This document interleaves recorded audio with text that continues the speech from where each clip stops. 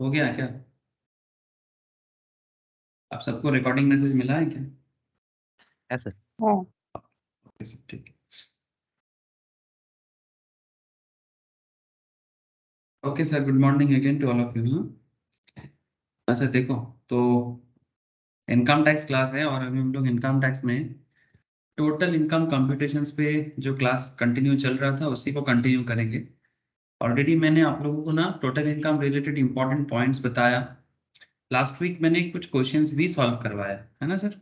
I think एक ही question मैंने residential status से लेके एकदम एक कंप्लीट इनकम के ऊपर मैंने कर मतलब आप लोगों के साथ क्लास में डिस्कस किया।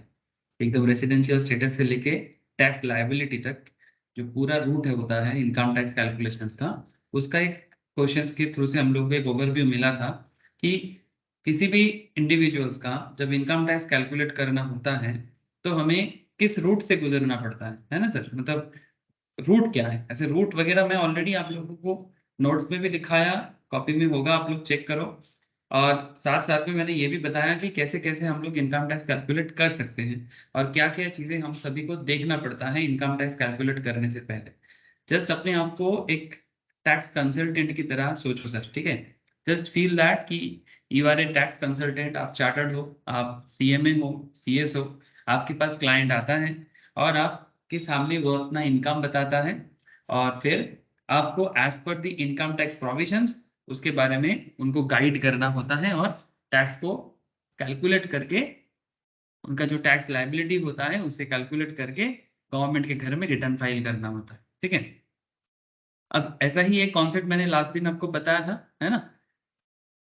और उसको बताने के टाइम पे मैंने कुछ इंपॉर्टेंट पॉइंट्स कवर भी किया था। सर आज भी ऐसा ही कुछ करना है, कुछ इंपॉर्टेंट पॉइंट्स मैं आपके साथ फिर से डिस्कस करने वाला हूँ और अलॉन्ग विद दैट कुछ इंपॉर्टेंट क्वेश्चंस भी डिस्कस करूंगा।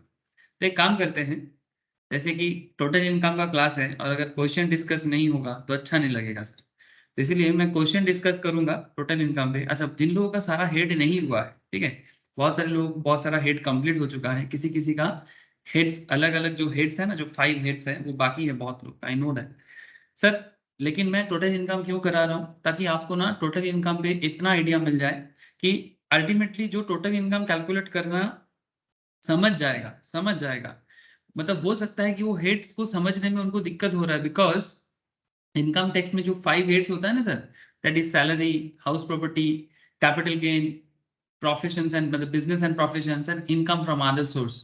ये जो 5 हेड्स है, इन पांचों हेड्स में ना पूरा ग्रिप होना चाहिए, तभी टोटल इनकम का कैलकुलेशन एग्जैक्टली प्रॉपरली होता है, ठीक है। मतलब जब तक किसी का टोटल इनकम कैलकुलेशन प्रॉपरली नहीं हो, मतलब सारा हेड कंप्लीटली उनको समझ नहीं आता है, तो कभी भी वो टोटल इनकम कैलकुलेट कर नहीं पाएगा। इतना तो आपको मैं बोलूंगा सर, ठीक है। लेकिन एक बात का आपको ध्यान रखना है कि ये जो हम लोग अभी टोटल इनकम में बात कर रहे हैं ना, करेंटली जो हम लोग टोटल इनकम पे डिस्कस कर रहे हैं, हो सकता है किसी ने 2 हेड कंप्लीट किया हो या फिर किसी ने 3 हेड या फिर किसी ने एक ही हेड किया हो अभी तक। लेकिन आप टोटल इनकम करने के पीछे मेरा मेन जो आइडिया है या टारगेट है, दैट इज कि आपको एक बार थोड़ा सा ऐड पर करना है कि इनकम टैक्स के साथ ना थोड़ा सा अपने आप को जोड़ना है कि बंदा ये तो समझे कि टोटल इनकम टैक्स में होता क्या है। अब जैसे ही हम लोग टोटल इनकम करते करते देखेंगे कि बहुत सारा पॉइंट हमें समझ नहीं आ रहा है। मतलब समझ नहीं आ रहा है, मतलब हाउ टू कैलकुलेट वो समझ आ रहा है, बट क्यों कैलकुलेट, वाई कैलकुलेट ये समझ नहीं आता। हाउ टू कैलकुलेट समझ में आ जाएगा कि ये क्यों प्लस हो रहा है माइनस हो रहा है, लेकिन उसके पीछे का कहानी क्या है वो समझ नहीं आएगा इन some cases.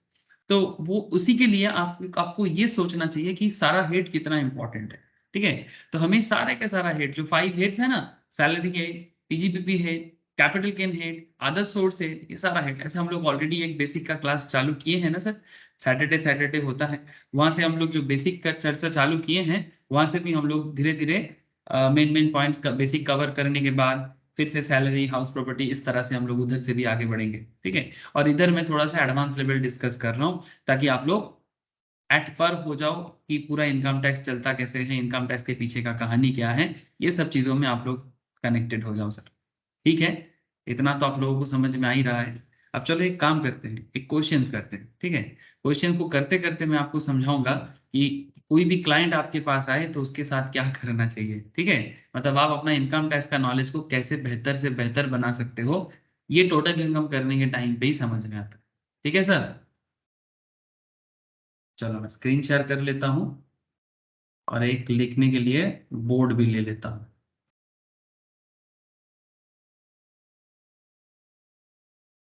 Yes sir, screen share है। हेलो, बस इतना बता दो सर। तो अपने आप को टैक्स कंसल्टेंट की तरह रेडी करना है। उसके लिए हम लोग एक क्वेश्चंस करेंगे और क्वेश्चंस के साथ साथ हम लोग वापस टोटल इनकम रिलेटेड जो भी इंपॉर्टेंट, मतलब टोटल इनकम में एक्चुअली ना पूरा इनकम टैक्स का रिवीजन होता है, इतना समझ लो। मतलब अगर किसी को पूरा इनकम टैक्स समझना है तो कंप्यूटेशन ऑफ टोटल इनकम का जो पूरा जर्नी है, अगर कोई बंदा वो पूरा जर्नी कवर कर लेता है तो भी वो इनकम टैक्स में अपने आप को बिल्डअप कर लेगा। अब देखो, ये बेसिकली जो lengthy way of income tax education से, उसमें क्या होता है, आप ईच एंड एवरी हेड को पढ़ो और फिर जाके टोटल इनकम करो। ठीक है, या फिर आप पहले थोड़ा टोटल इनकम का स्वाद चाख लो। ठीक है, उसके बाद धीरे धीरे सारा का सारा हेड को कवर करो। ठीक है, इससे क्या होगा, दोनों तरीके से पढ़ा जा सकता है सर, कोई दिक्कत नहीं है। बस हमें ये आइडिया लग जाएगा कि हमें करना क्या है। तो जैसे कि आप लोगों को मैंने पहले भी बताया टोटल इनकम क्लास में कि सबसे पहला काम होता है कि रेसिडेंशियल स्टेटस डिटरमाइन करना। हम लोग बेसिक में रेसिडेंशियल स्टेटस के ऊपर पूरा फोकस करेंगे, है ना। हम लोग धीरे धीरे बेसिक में आगे बढ़ रहे हैं ना सैटरडे क्लास में, तो वहां पर हम लोग धीरे धीरे, जैसे अभी हम लोग मतलब पर्सन्स के बारे में बात किए, अब धीरे धीरे हम लोग रेसिडेंशियल स्टेटस पे पहुंच जाएंगे और फिर मैं आपको रेसिडेंशियल स्टेटस का पूरा डिस्कशन करूंगा। ऐसे में टोटल इनकम बोलते बोलते भी मैं आपको बहुत सारा पॉइंट रेसिडेंशियल स्टेटस का कवर करता हूँ। क्वेश्चंस की में भी लास्ट दिन एक क्वेश्चन किया था, उसमें भी मैंने रेसिडेंशियल स्टेटस कवर किया था।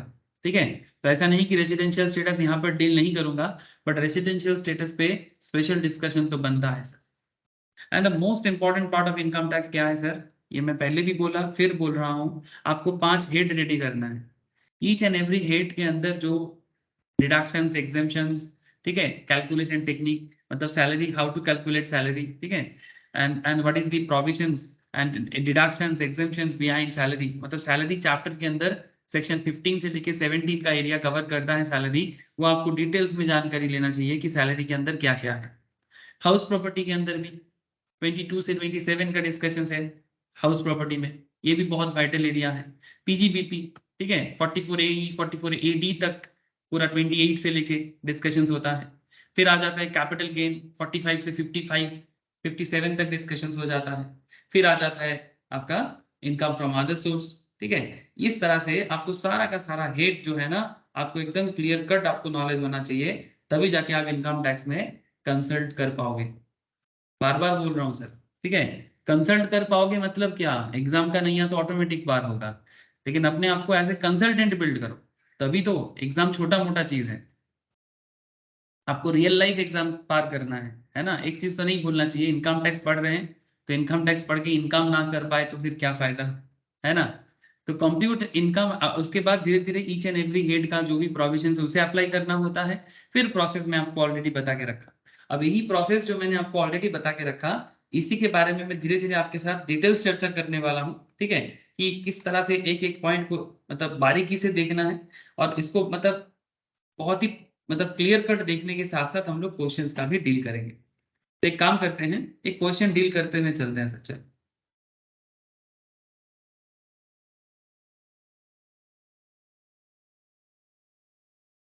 लास्ट दिन मैंने क्वेश्चन करवाया था, आज कर लो एग्जाम्पल 2 बोल के। मेरे साथ साथ लिखिए जरा, क्वेश्चन लिखा रहा हूँ ताकि आप लोग थोड़ा ज्यादा कनेक्ट हो जाओ सर। वैसे लिखने में टाइम लगता है, हम चाहे तो क्वेश्चंस को डायरेक्टली भी आपको दिखा सकता हूँ, बट थोड़ा थोड़ा अभी स्टार्टिंग में क्वेश्चन लिखो, क्योंकि क्वेश्चन लिखने पे ना क्या होता है, कनेक्टिविटी बढ़ता है। How to solve big questions. Doctor Neera, ठीक है, कौन है सर, डॉक्टर नीरा। नीरा कौन है सर, डॉक्टर नीरा रेसिडेंट इंडिविजुअल है। डॉक्टर नीरा एक रेसिडेंट इंडिविजुअल है। ठीक है, aged 60 years, is running a clinic in Gujarat, सूरत। ठीक है। गुजरात में सूरत में, है ना, आप लोग नाम जरूर सुने होंगे सूरत का।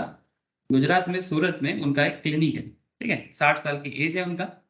आपके पास आए हैं अपना इनकम एक्सपेंडिचर अकाउंट लेके, ठीक है। हर income and expenditure account for the year ending 31st March, for the year ending 31st March 2022 is as under, ठीक है।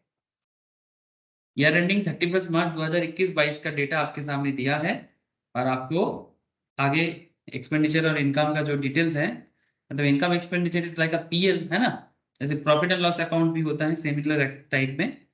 अब इनका क्लिनिक है, तो ये क्या करते हैं सर, एक एक्सपेंस और मतलब इनकम एक्सपेंस का अकाउंट मेंटेन करते हैं। तो आप एक काम करना, एक्सपेंस को लेफ्ट साइड में, जैसे पीएल में जैसे होता है सर, है ना, इनकम को राइट साइड में, ठीक है। और एक रुपीस का इधर कॉलम बना लेना और एक रुपीस का कॉलम इधर बना लेना, ठीक है। और बीच में से एक लकीर खींचते हैं,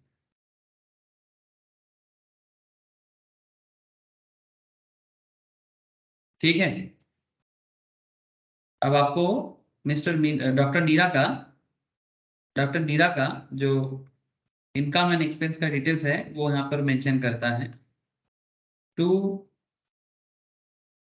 मेडिसिन कंज्यूम्ड, मतलब कितना मेडिसिन उसके क्लिनिक से कंज्यूम हुआ है, जो खर्चा किया है उन्होंने। मेडिसिन कंज्यूम के खर्चा हुआ है सर 35,38,400 का।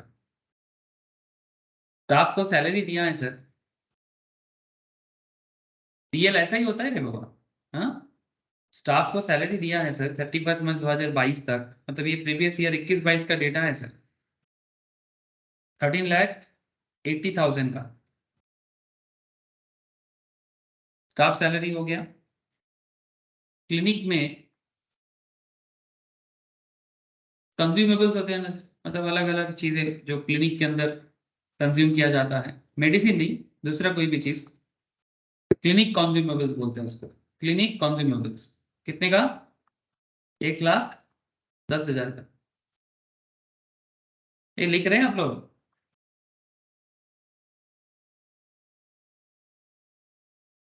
रेंट पेड है 90,000 का। हेलो, आप लोग लिख रहे हो, कनेक्टेड हो? यस 90,000 का आपने रेंट पे किया, ठीक है, भाड़ा दिया। किसने? मतलब डॉक्टर नीरा ने। कहाँ पर भाड़ा दिया सर? जहाँ गुजरात में सूरत में जहाँ उनका क्लिनिक है। तो 90,000 का, 90,000 का क्या दे दिया सर? रेंट पे कर दिया। और कुछ है क्या एक्सपेंस में? चलो देखते हैं, है सर।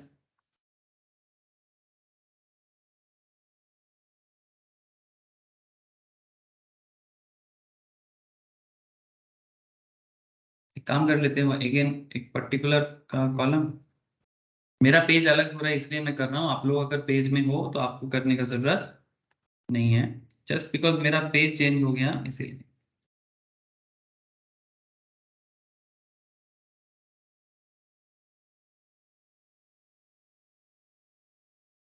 तब देखो मिस्टर नीरा का और भी कुछ डिटेल्स आपके सामने डॉक्टर नीरा आपको दे रहे हैं।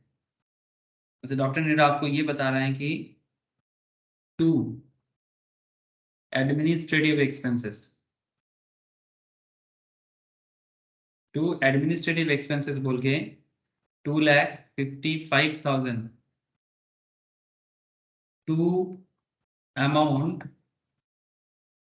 Paid to scientific research, scientific research, मतलब कहीं पर साइंटिफिक रिसर्च होता है, ये सब 35 में आता है सर, बिजनेस एंड प्रोफेशंस में। साइंटिफिक रिसर्च में खर्चा किए हैं sir, scientific research association approved under section, ये सब पीजीपीपी में पढ़ाने के टाइम पे बोला। जो लोग पीजीपीपी का क्लास कंप्लीट कर चुके हो दे मस्ट अंडरस्टैंड, जो लोग अभी तक नहीं किए, जो बाद में करेगा या आप बैकअप लेके कर रहे हो, तो they can easily understand sir. कुछ लोग बैकअप लेके भी करते हैं सर, आई नो। एंड जो लोग अभी लाइव नहीं किया या बाद में करेगा, तब तब वो देखेगा कि किस तरह से साइंटिफिक रिसर्च वगैरह का डिस्कशन हम लोग पीजीपीपी में करते हैं, ठीक है। जो सेक्शन 35 के अंदर आता है सर, अंडर सेक्शन 35 पीजीपीपी का सेक्शन है, ठीक है। अच्छा, तो amount paid to scientific research association approved under section 35। अच्छा, ये हो गया खर्चा का बातचीत। अब मैं आपको कुछ इनकम के बारे में भी बात कर लेता हूँ सर। सर अमाउंट बोलो ना। ओह सॉरी, ये इसमें खर्चा किया सर 1.5 लाख का, 1,50,000, ठीक है, 1,50,000 सर। अच्छा, वापस आ जाओ इनकम पे। इनकम में क्या क्या इनकम हो सकता है क्लिनिक से, चलो देखते हैं। बाय कंसल्टेशन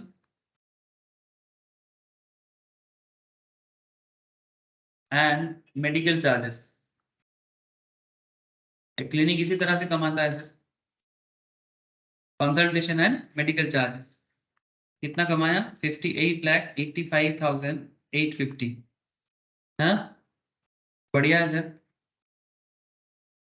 अच्छा, by income tax refund, income tax में उनको रिफंड मिला है, इनकम टैक्स में रिफंड मिला है, रिफंड, रिफंड मतलब उन्होंने ज़्यादा दे दिया था एडवांस में, तो इनकम टैक्स डिपार्टमेंट उनको रिफंड करता है विद इंटरेस्ट, जिसमें एक प्रिंसिपल वैल्यू जो है वो है 5,000 का, मतलब जो एक्चुअल में देना चाहिए था, लेकिन क्योंकि एडवांस में उन्होंने दे दिया था सेल्फ असेसमेंट टैक्स के तहत, उसमें इनकम टैक्स डिपार्टमेंट उनको इंटरेस्ट भी दिया सर 450 का। ये इनकम टैक्स रिफंड मिला उनको, 5,000 principal amount, interest is 450 given by income tax department. इसका टोटल वैल्यू हो जाता है 5450। ये एक आपका इनकम हो गया। इसके साथ साथ by dividend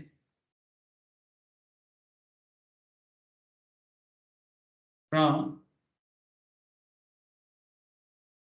units of UTI, unit trust of India, gross, bracket में लिख दो ग्रॉस, ठीक है। डिविडेंड मिला है ग्रॉस में, तो कोई खर्चा वगैरह है तो उसको माइनस नहीं किया गया है यहाँ पर।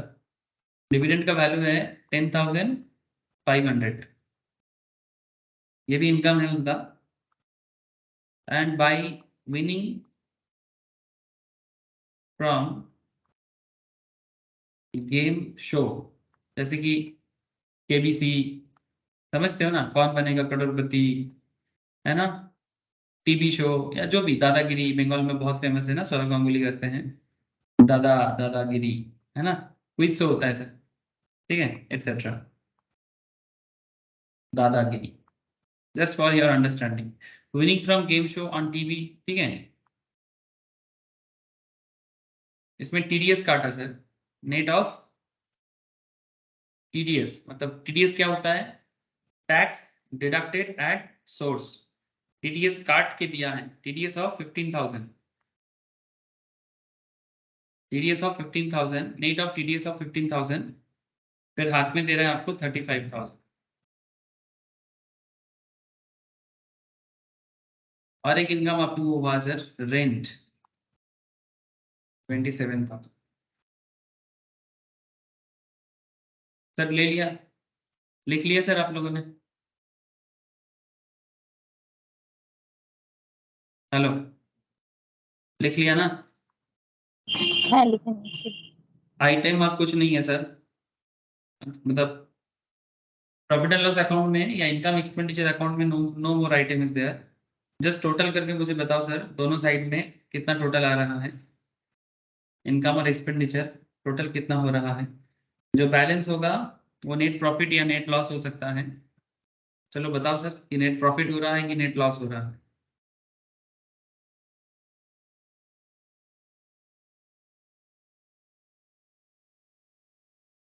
नेट प्रॉफिट हो रहा है कि नेट लॉस हो रहा है? प्रॉफिट एंड लॉस अकाउंट है ये।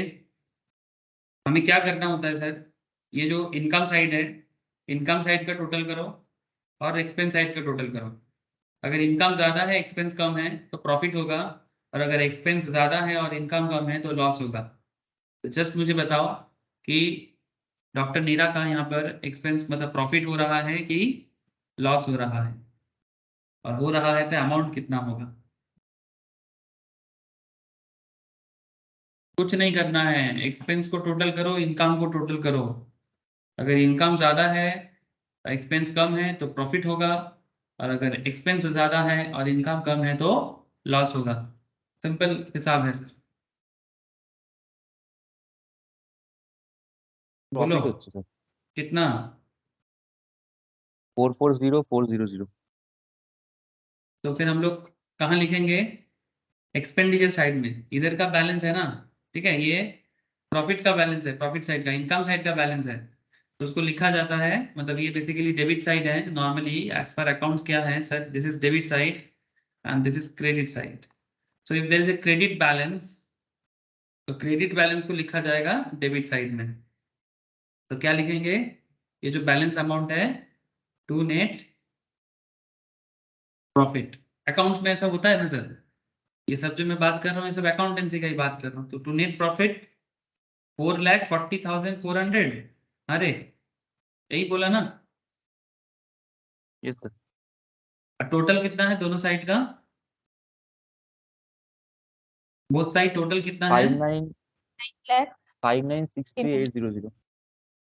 59,63,800। 59,63,800 मतलब 59,63,800। Thank you sir. अब चलो पीएल आप लोगों ने बना लिया, मतलब इनकम एक्सपेंडिचर बना लिया आपने, but sir that is not enough, এটা और भी অ্যাকাউন্ট चीजें। फैक्ट ओके, चलो कर लिया। হ্যাঁ ঠিক আছে। ये नेट प्रॉफिट कहाँ से आया? इनकम माइनस एक्सपेंस, ठीक है। हवा से नहीं होता है सर, हर चीज के पीछे रीजन होता है। अच्छा, अब कुछ एडिशनल पॉइंट्स हैं जिसको हम लोग ऐसे लिखेंगे, एडिशनल इन्फो। एडिशनल इंफॉर्मेशन में ये बता रहा है sir, rent paid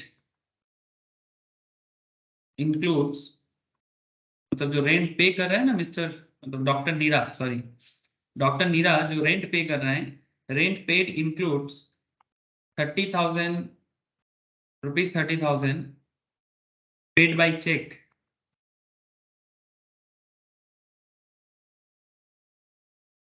paid by check towards rent of her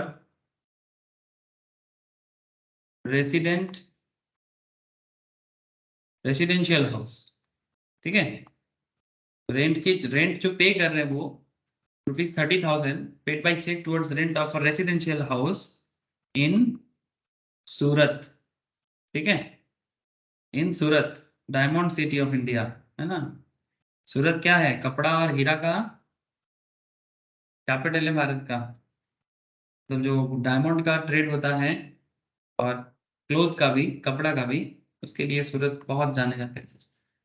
currently India का सबसे रिचेस्ट सिटी में से एक है। By cheque towards rent of a residential house in Surat. Clinic equipment, clinic equipment,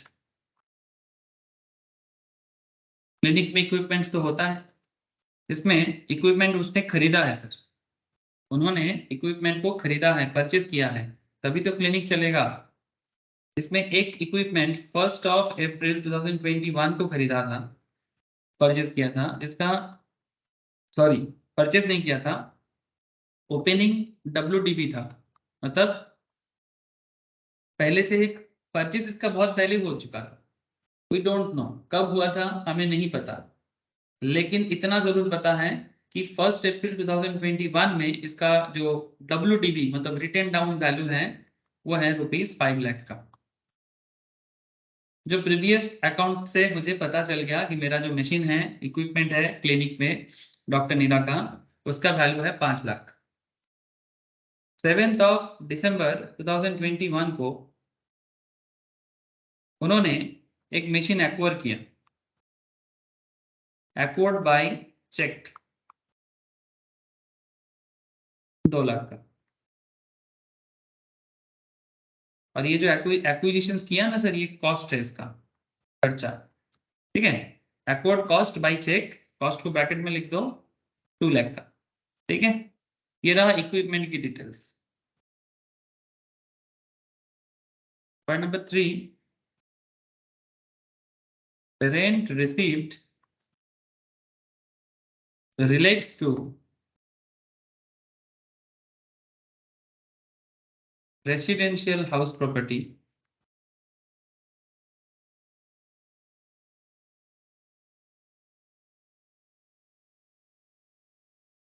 situated at Surat. Gross annual value, जो लोग house property कर चुके हो, दे ऑल नो सर कि हाउस प्रॉपर्टी में क्या होता है, कोई भी प्रॉपर्टी का ग्रॉस एनुअल वैल्यू निकाला जाता है। ग्रॉस एनुअल वैल्यू से म्युनिसिपल टैक्स को माइनस करके नेट एनुअल वैल्यू निकाला जाता है ना। ये सब आप लोग ग्रेजुएशन लेवल में भी शायद किए होंगे, अगर भूल भी गए हैं तो हाउस प्रॉपर्टी में ऐसा होता है। बाकी डिटेल्स चर्चा हाउस प्रॉपर्टी में कर लेंगे, बट फिलहाल लिख लो। Rent receive relates to residential house property, मतलब उनको जो रेंट मिला है वो basically residential house property related मिला है, जो सूरत में सिचुएटेड है और जिसका ग्रॉस एनुअल वैल्यू है 27,000 का। The municipal tax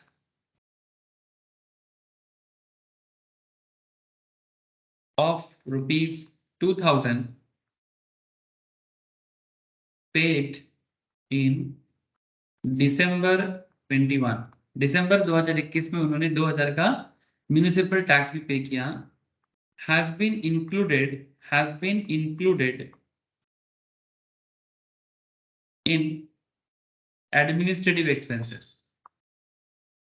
administrative expenses, sir ये एडमिनिस्ट्रेटिव एक्सपेंस आपने पीएल में शो किया था, ये देखो पीएल में आपका एक एडमिनिस्ट्रेटिव एक्सपेंसेस बोल के था ना 2,55,000 का।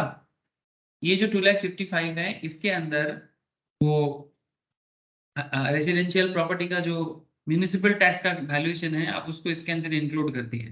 मतलब जो हाउस प्रॉपर्टी हेड का कनेक्शंस रखता है वो पीजीपीपी में आपने कैलकुलेट कर दिया। तो ये सब कुछ तो गड़बड़ चल रहा है ना, कुछ तो आपको मिसमैच लग रहा है, या जानबूझ के हो रहा है या तो बिना जानबूझ के, मतलब गलती से गलती हो रहा है, ठीक है। गलती से गलती की तो फिर सुधरना पड़ेगा।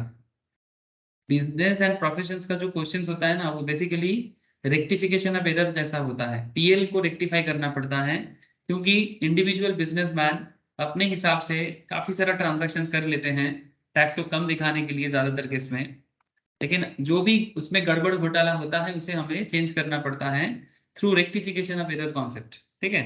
अब जो लोग ऑलरेडी पीजीपीपी का क्लास या कॉन्सेप्ट बैकअप से हो या लाइव क्लास में कंप्लीट कर चुके हो, उनको पता है।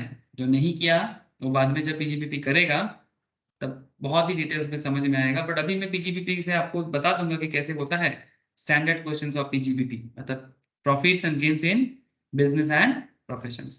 तो जैसे कि आप देख सकते हो, जो रेंट रिसीव उन्होंने किया रेसिडेंशियल हाउस प्रॉपर्टी से, जो घर सूरत में सिचुएटेड है, तो सूरत में होता है या कोलकाता में, doesn't matter. Gross annual value 27,000. The municipal tax of ₹2,000 paid in December 2021 has been included in administrative expense. यहाँ पर थोड़ा गड़बड़ है, इसे हमें सुधारना पड़ेगा। There are more points, और भी कुछ एडिशनल बातें हैं। She received salary of ₹7,500 per month from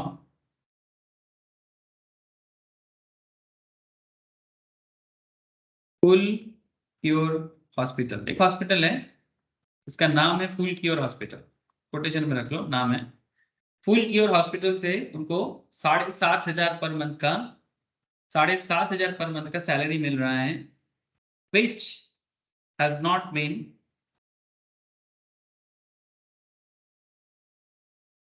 included in consultation and medical charges।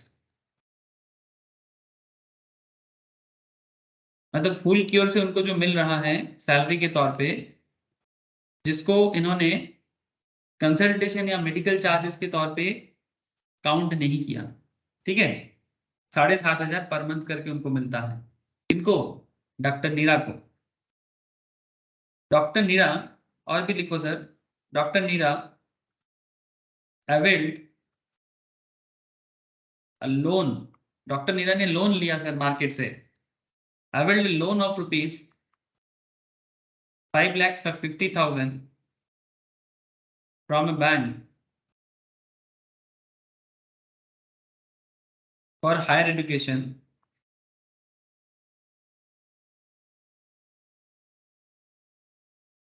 Of a daughter, बच्चे के लिए सर, बच्चे के लिए उन्होंने लोन लिया 5.5 लाख का। She repaid principal value, interest नहीं, उन्होंने principal value of rupees 1 lakh, ध्यान देना बात पे, रिपे कर दिया, and interest thereon, and interest 55,000, मतलब प्रिंसिपल के तौर पे 1 लाख और इंटरेस्ट के तौर पे 55,000, ठीक है, 55,000 ड्यूरिंग प्रीवियस ईयर 21-22, ऐसा डॉक्टर नीरा ने किया। और भी कुछ इंफॉर्मेशन है, she paid 1 lakh rupees 1 lakh as tuition fee, as tuition fee to the university, to the university, university में ट्यूशन फी दिया, ब्रैकेट में लिख दो, ये ट्यूशन फी के ब्रैकेट में, not in the nature of donation और डेवलपमेंट फी।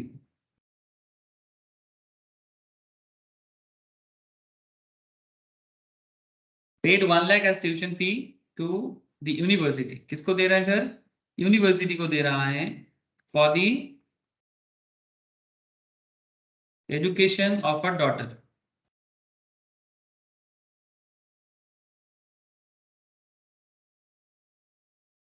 ठीक है सर, ऐसा एक इंसान अपनी जिंदगी में जरूर देखता होगा, मतलब जो भी हम लोग यहाँ पर पॉइंट डिस्कस कर रहे हैं अभी तक।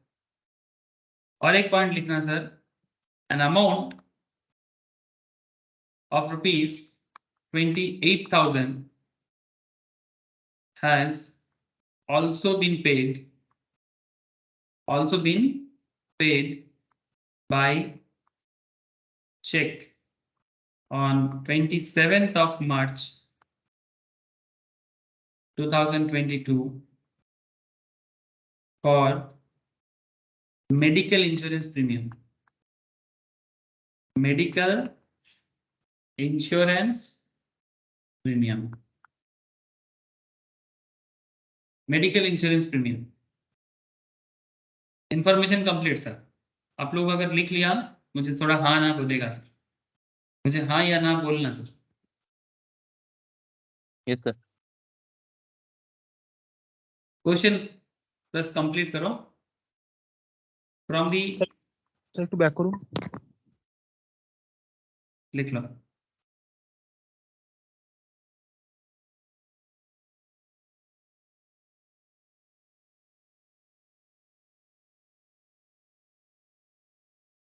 ঠিক আছে। From the above compute total income of Dr. Shrimati नीरा, ठीक है, नीरा ना, Shrimati Neera, for the assessment year 22-23 under regular provisions. Under regular provisions, point to be noted, of Income Tax Act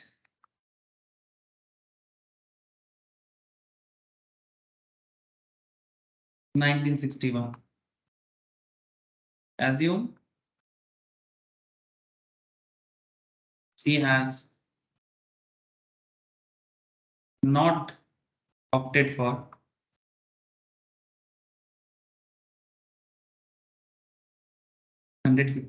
BSc. आप लोग जानते हो ना 115 BSc क्या है, सबको आइडिया है। 115 BSc डिस्काउंटेड टैक्स स्लैब है जो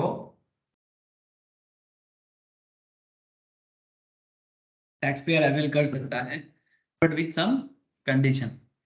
115 BSc में कुछ स्पेशल कंडीशंस होते हैं जो मैंने आपको थोड़ा सा तो बता के रखा, और थोड़ा और डिटेल्स में मैं आगे आगे आपको बात कर लूंगा। बट यहाँ पर डॉक्टर नीरा जो है सर, डॉक्टर नीरा जी, उन्होंने जो भी कॉन्सेप्ट अप्लाई कर रहा है वो रेगुलर प्रोविजंस में है, 115 BSc एप्लीकेबल नहीं होगा, ठीक है।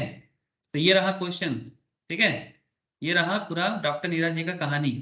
तो डॉक्टर नीरा आपके सामने आया एज ए मतलब टैक्स पेयर्स, आप कौन हो, टैक्स कंसल्टेंट।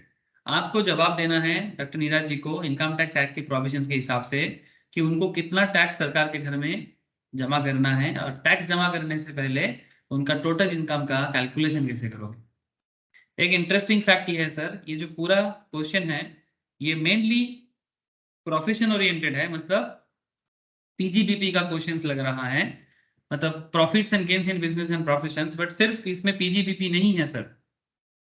अगर आप ठीक से ख्याल किए होंगे आप देखेंगे कि मिस्टर नीरा यहाँ पर सैलरी भी रिसीव किया है ना, मिस्टर नीरा सॉरी डॉक्टर नीरा यहाँ पर सैलरी भी रिसीव किया है 7,500 करके फुल क्योर हॉस्पिटल से।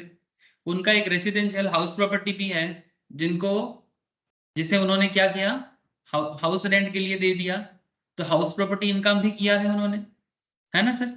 आप ठीक से देखो आपको दिखेगा, और आपको अगर आप थोड़ा सा देखोगे तो यहाँ पर उन्होंने 3 तरह का इनकम मेनली किया है सर, ठीक है, और 4 मतलब आधा सोर्स भी आपको दिख जाएगा जब डिविडेंड का बात हुआ है सर। आप पीजीपीपी के अंदर आप देखोगे यहाँ पर डिविडेंड इनकम भी कमाया उन्होंने, लॉटरी से भी कमाया, गेम शो से भी इनकम किया, तो मोटा मोटी 4 तरह का इनकम है उनका। हम लोग नॉर्मली 5 हेड्स के बारे में जानते हैं, बट आप अगर ठीक से ख्याल करो इस क्वेश्चन के अंदर 4 टाइप्स ऑफ इनकम है, ये सर नो, हाँ। तो हमें एक्चुअली ये जितना अलग अलग हेड का है ना वो सभी चीजों को अलग अलग करके कैलकुलेट करना है। बट एक बात मैं आपको बस गाइड करना चाहूंगा कि इस पूरा क्वेश्चंस का मेन जो एरिया ऑफ मतलब सबसे ज्यादा जो पॉइंट डिस्कस होता है वो पीजीबीपी है, ठीक है। लेकिन पीजीबीपी तो ठीक है, लेकिन पीजीबीपी के साथ साथ बाकी हेड को भी अंडरस्टैंड करना होगा। तो एक काम करते हैं, टोटल इनकम का कैलकुलेशन है सर, तो हमें उसी फॉर्मेट में थोड़ा करना चाहिए। तो कैसे करेंगे, सारा का सारा हेड एक साथ, computation of total income of doctor Neera for assessment year 22-23, previous year 21-22। जैसे क्वेश्चन में था वैसा ही मैंने किया, आप लोग आपके एग्जाम के क्वेश्चन के हिसाब से सॉल्व करना। अगर प्रीवियस ईयर 22-23 होगा आपके केस में असेसमेंट ईयर 23-24 हो सकता है, ऐसा चांसेस है, बाकी एज पर क्वेश्चंस। अच्छा, इसको सॉल्व करने के लिए हम लोग एक काम कर लेते हैं सर, एक पर्टिकुलर बना लेते हैं जिसपे हम लोग सारा इंपॉर्टेंट पॉइंट्स को लिखेंगे, और कुछ अमाउंट का घर भी बना लेते हैं। तो एक हो गया पर्टिकुलर, और साथ में हम कुछ 3 कॉलम बना लेते हैं जिसमें हम लोग अमाउंट को डिस्कस करेंगे, एक इनर और 2 आउटर, ठीक है। रुपीस रुपीस रुपीस करके 3 कॉलम इनफ होगा सर। 1 2 4 हो गया क्या? 1 2 नहीं, ठीक है 3, ओके 1 2 3, ठीक है एनफ सर। अब चलो सबसे पहले ना एक काम कर लेते हैं सर, इनकम फ्रॉम सैलरी बताओ। देखो तो क्वेश्चन के अंदर आपको सैलरी इनकम क्या क्या दिख रहा है, बहुत ज्यादा इंफॉर्मेशन तो है नहीं, हल्का फुल्का इंफॉर्मेशन है सर सैलरी इनकम का, पर जो भी है उसी से बताओ सर कि सैलरी से कितना इनकम किया इन्होंने। बोलो सर बोलो। 700 हाँ 7,500। 7,500 पर मंथ, हम्म, तो 7,500 पर मंथ तो एनुअल कितना होगा? 90,000। 1,000। तो बेसिक सैलरी कितना हो जाएगा? 7,500 इंटू 12, 90,000 है ना सर। एक काम करो, ये मिडिल में लिख लो, क्योंकि ये आउटसाइड में तो जो बाहर में है ना कॉलम, ये बेसिकली अगर कोई एडजस्टमेंट है उसको लिखने के लिए, और फाइनल करना है एकदम बाहर के कॉलम में, तो हम लोग एक काम करते हैं मिडिल में हम लोग इन्फॉर्मेशन को राइट डाउन करते हैं, ठीक है, जिसमें और कुछ नहीं करना है और बस आउटर में फाइनल करना है। तो बेसिक सैलरी हो गया 7,500 इंटू 12, 90,000। अच्छा पूरा क्वेश्चंस में अगर आप थोड़ा सा ध्यान दोगे, इस पूरा क्वेश्चंस में और कहीं से कोई सैलरी सैलरी के बारे में और कहीं पर भी कुछ बोला है क्या? Is there any information regarding salary? हाँ चेक करो तो तो सर एक बार, मुझे भी सैलरी रिलेटेड और कोई इंफॉर्मेशन तो दिख नहीं रहा है, ठीक है। तो नहीं सर। हमें सैलरी को यहीं पर कंप्लीट करना है। तो आप लोगों को मैं बता दूं, जिनको नॉलेज है वो शायद समझ सकता है, कोई बता सकते हो सैलरी में एक स्टैंडर्ड डिडक्शंस मिलता है, सेक्शन क्या है और कितना वैल्यू है, कोई बता पाओगे? जिनका सैलरी कंप्लीटेड है उनको जरूर पता होगा कि सैलरी में एक स्टैंडर्ड डिडक्शन, काफी सारे लोग बैकअप से भी कर रहे हो सर सैलरी, बोलो। सैलरी में एक स्टैंडर्ड डिडक्शंस होता है, जैसे हाउस प्रॉपर्टी में होता है ना, सेक्शन 24 जैसे वहां पर है हाउस प्रॉपर्टी में, वैसे सैलरी में भी है सर। इंडिविजुअल चैप्टर का ही खूबी है, आपको इंडिविजुअल चैप्टर को इसीलिए इतना ध्यान से पढ़ना चाहिए सर। याद रखें करेंटली जो स्टैंडर्ड डिडक्शन सैलरी में चलता है, दैट इज स्टैंडर्ड डिडक्शन, मतलब गवर्नमेंट हर एक टैक्स पेयर्स को, हर एक सैलरी टैक्स पेयर्स को ये फायदा देता है सर, ये एक एडवांटेज है। आप अपने जो भी इनकम होगा वहां से आप डिडक्शंस कर सकते हो। कितना? सेक्शन 16 सबसेक्शन 1A, 1 जो है वो स्मॉल 1 है, ठीक है, रोमन में 16 सबसेक्शन 1A, इसमें आपको 50,000 तक का डिडक्शन मिलता है, मतलब 50,000 या फिर what ever with value which ever is, तो मैक्सिमम 50,000 या फिर जो भी वैल्यूएशन रहेगा। तो बेसिक अगर 90 है और स्टैंडर्ड डिडक्शन अगर 50 है, तो आप 50,000 तक का मैक्सिमम डिडक्शन ले सकते हो सैलरी में। तो अल्टीमेटली आपका याद रखना सर, ये सैलरी चैप्टर के अंदर हम लोग करते हैं, ठीक है। सैलरी चैप्टर में जब सैलरी का कंप्लीट क्वेश्चंस करते हैं जिसमें सिर्फ सैलरी डिस्कस होता है, वहां पर ये चर्चा नॉर्मल है, लेकिन ये कंप्लीट क्वेश्चंस के अंदर भी क्योंकि और कोई इंफॉर्मेशन गिवन नहीं है, तो हमें यहीं पर स्टैंडर्ड डिडक्शंस अप्लाई करना होगा। और क्यों आपने ये दिया, ये सेक्शंस भी बहुत वाइटल होता है सर, कि ये किस सेक्शन के तहत आपने किया ये आपको बताना पड़ेगा जब भी आप अपना आंसर देते हो, ठीक है। अगर एमसीक्यू क्वेश्चंस है तो वहां पर भी आपको पूछ सकता है कि ये स्टैंडर्ड डिडक्शंस किस सेक्शंस के अंदर आता है, तो आपको कभी भी क्वेश्चंस में ऐसे सवाल कर सकते हैं। तो standard deductions under section 16 subsection 1A 50,000 का, तो आपका सैलरी पर इनकम हो जाता है सर 40,000।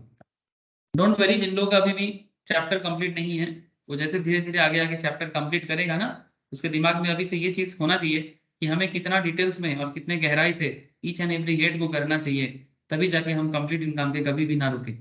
कंप्लीट इनकम पे कोई गलती ना हो, ध्यान से बार बार बोल रहा हूँ सर, कंप्लीट इनकम में कोई गलती ना हो, इसका एक ही मतलब कॉन्सेप्ट है कि कंप्लीट क्वेश्चंस आपको कभी गलत नहीं होगा जब आप each and every head, salary, house property, PGBP, capital gain, other source, ये सभी चीजों में आपको माहिर होना पड़ेगा, नहीं तो आप कभी भी कंप्लीट क्वेश्चंस मतलब टोटल इनकम का क्वेश्चन सॉल्व नहीं कर पाओ।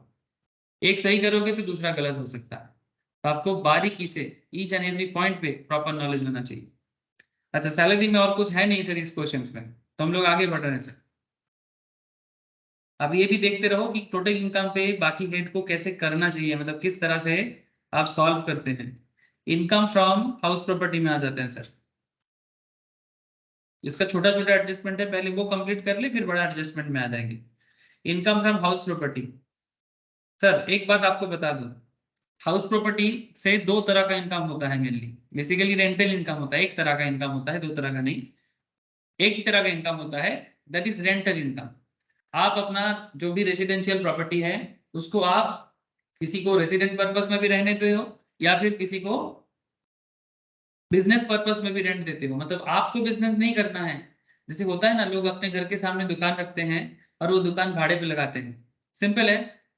आप लोग देखोगे जिसका भी रोड साइड दुकान है, रोड साइड क्यों, आजकल तो गली चौराहे पे जहां पर भी घर बन रहा है ना, घर के सामने शटर बन जाता है। शटर क्यों? क्योंकि या तो खुद दुकान खोल लेगा ये सोच के कि फ्यूचर में अगर कुछ होगा तो हम एक ऑफिस या दुकान खोल के बैठ जाएंगे, अगर कुछ ना हो तो कम से कम भाड़ा दे देंगे, है ना। ये देखना, जब भी घर बनते हैं सभी कोई अपने घर के सामने इतना प्रोविजन तो रखता है। तो इनकम फ्रॉम हाउस प्रॉपर्टी उसी के अंदर आता है सर। तो आप मुझे बताओ सर, ये बंदा जो है, ये जो डॉक्टर नीरा जी हैं, सॉरी, डॉक्टर नीरा जी जो है, इनका हाउस प्रॉपर्टी से कितना इनकम हुआ है, चेक करो और बताओ।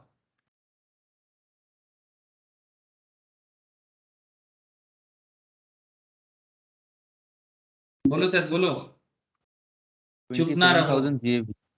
27,000 gross annual value, thank you sir. देखो, जीएपी कैलकुलेट करने का थोड़ा सा लंबा या कॉम्प्लेक्स प्रोसेस होता है।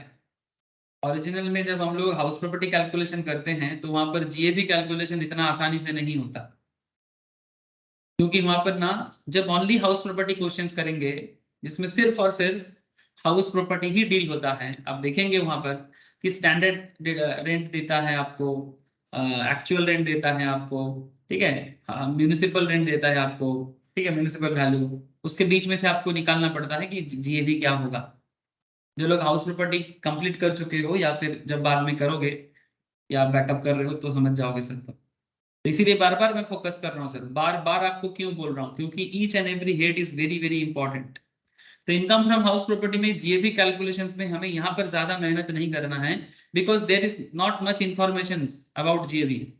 इस क्वेश्चन में ज्यादा इंफॉर्मेशन नहीं है, सिर्फ इतना बोला कि ग्रॉस हाउस प्रॉपर्टी से 27,000 का रेंट मिला है। Point number 3, additional information. Point number 3, rent receive relates to, अच्छा इसके बारे में क्या इसके अंदर कुछ था, पीएल में कुछ था। पीएल में बस इतना बोला है कि rent receive relates to residential house property situated at Surat, gross annual value 27,000 directly बोला है, and the municipal tax of ₹2,000 paid in December 21, जो प्रीवियस ईयर 21-22 का ही पार्ट है, has been included in administration expenses. अब ये इंक्लूडेड होने के कारण क्या करना है वो तो आपको बाद में बताते हैं सर, है ना। उसको कैसे आउट करना है उसका डील तो बाद में कर लेते हैं, बट बिफोर दैट हम लोग थोड़ा सा हाउस प्रॉपर्टी कैलकुलेट कर लेते हैं सर। अच्छा, 27,000 का मेरा ग्रॉस एनुअल वैल्यू है हाउस प्रॉपर्टी का, और इसमें मेरा म्यूनिसिपल टैक्स भी है। तो क्या करें म्यूनिसिपल टैक्स? लेस को सर म्यूनिसिपल टैक्स माइनस हो जाता है। Municipal sir tax 17,580। Paid 2,000, I think तो सही बोला। म्यूनिसिपल टैक्स पेड 2,000, ठीक है, जो पे कर दिया म्यूनिसिपल टैक्स ओनर ने वो माइनस हो जाएगा। तो आपको मिलेगा सर नेट एनुअल वैल्यू, या जिसे प्यार से कहते हैं NAV, और इसे प्यार से कहते हैं GAV। यही सब हाउस प्रॉपर्टी इनकम कैलकुलेशन का मेन कॉन्सेप्ट है। पर जितना आसानी से हम यहाँ पर GAV देख लिए ना, रियल हाउस प्रॉपर्टी जब हम लोग हार्डकोर लेवल में हाउस प्रॉपर्टी करेंगे वहां पर GAV इतना आसानी से नहीं होता है सर। ये बात आपको मैं अभी से बोल रहा हूँ, जब हाउस प्रॉपर्टी चैप्टर में डिटेल्स में जाएंगे तब आपको मैं बाकी बात कर लूंगा। तो 27 से 2,000 चला जाएगा तो क्या बचता है सर? 25,000। अब फिर से हम लोग यहाँ पर एक स्टैंडर्ड डायरेक्शन अप्लाई करेंगे, लेस डिडक्शन अंडर सेक्शन 24, ठीक है, standard deduction under section 24 @ 30% of NAV। जितना नेट एसेट वैल्यू होता है 24 ए হবে 24 सबसेक्शन ए, चलो कर देते हैं और स्पेसिफिकली 24A और 24B एक आपका हो जाता है लोन के लिए बोरोड कैपिटल में, और एक हो जाता है आपका डिडक्शन जो स्टैंडर्ड है, ठीक है। तो डिडक्शन अंडर सेक्शन 24 सबसेक्शन ए के तहत 30% ऑफ एनएवी आपको डिडक्शन के तौर पे मिलता है। तो 25,000 का 25,000 का 30% कितना हो जाएगा? 7,500 कर दो माइनस, जो वैल्यू आया उसको आउटर में निकाल दो सर, कितना होगा? 17,500। बोलो sir, up to house property calculation आपको क्लियर है? अब डिटेल्स में बहुत सारा पॉइंट है सर, हाउस प्रॉपर्टी में, सैलरी में, उस पर बात नहीं कर रहा हूं मैं आपको एक ओवरव्यू दे रहा हूँ, टोटल इनकम कैलकुलेट करने का तरीका बता रहा हूँ, ठीक है। तो ये हो गया आपका अभी तक का salary and house property concept, लेकिन अभी भी काम बाकी है, ठीक है, रास्ता अभी बाकी है सर।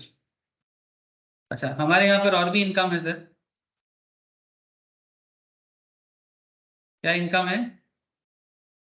जैसे कि डॉक्टर नीरा एक प्रोफेशनल डॉक्टर है, उनका अपना पर्टिकुलर चेंबर है सूरत में, तो इनकम फ्रॉम प्रोफेशन ये सबसे सबसे हॉट टॉपिक है इस पर्टिकुलर क्वेश्चन का। क्यों? क्योंकि डॉक्टर मीरा मीरा जी एक प्रोफेशनल डॉक्टर है, उनका अपना, और हमें इंफॉर्मेशन भी स्टार्टिंग से इनकम एक्सपेंडिचर हिसाब से ही दिया है।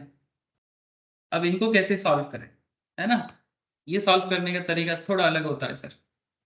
क्या अलग होता है? मीरा जी ने हमें कुछ प्रॉफिट दिया था सर, मीरा जी ने हमें कुछ प्रॉफिट गिवन किया था, नेट प्रॉफिट एज पर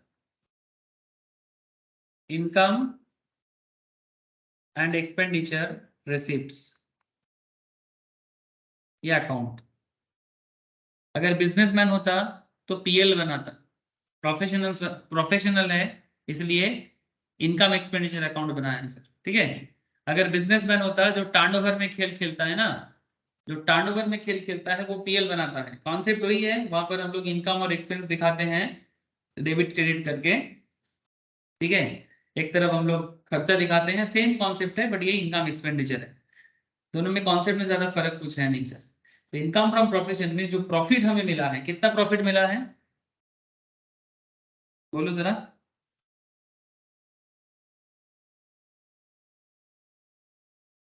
4,40,400। क्या मैं सही बोल रहा हूँ? ये देखो सर, 4,40,400।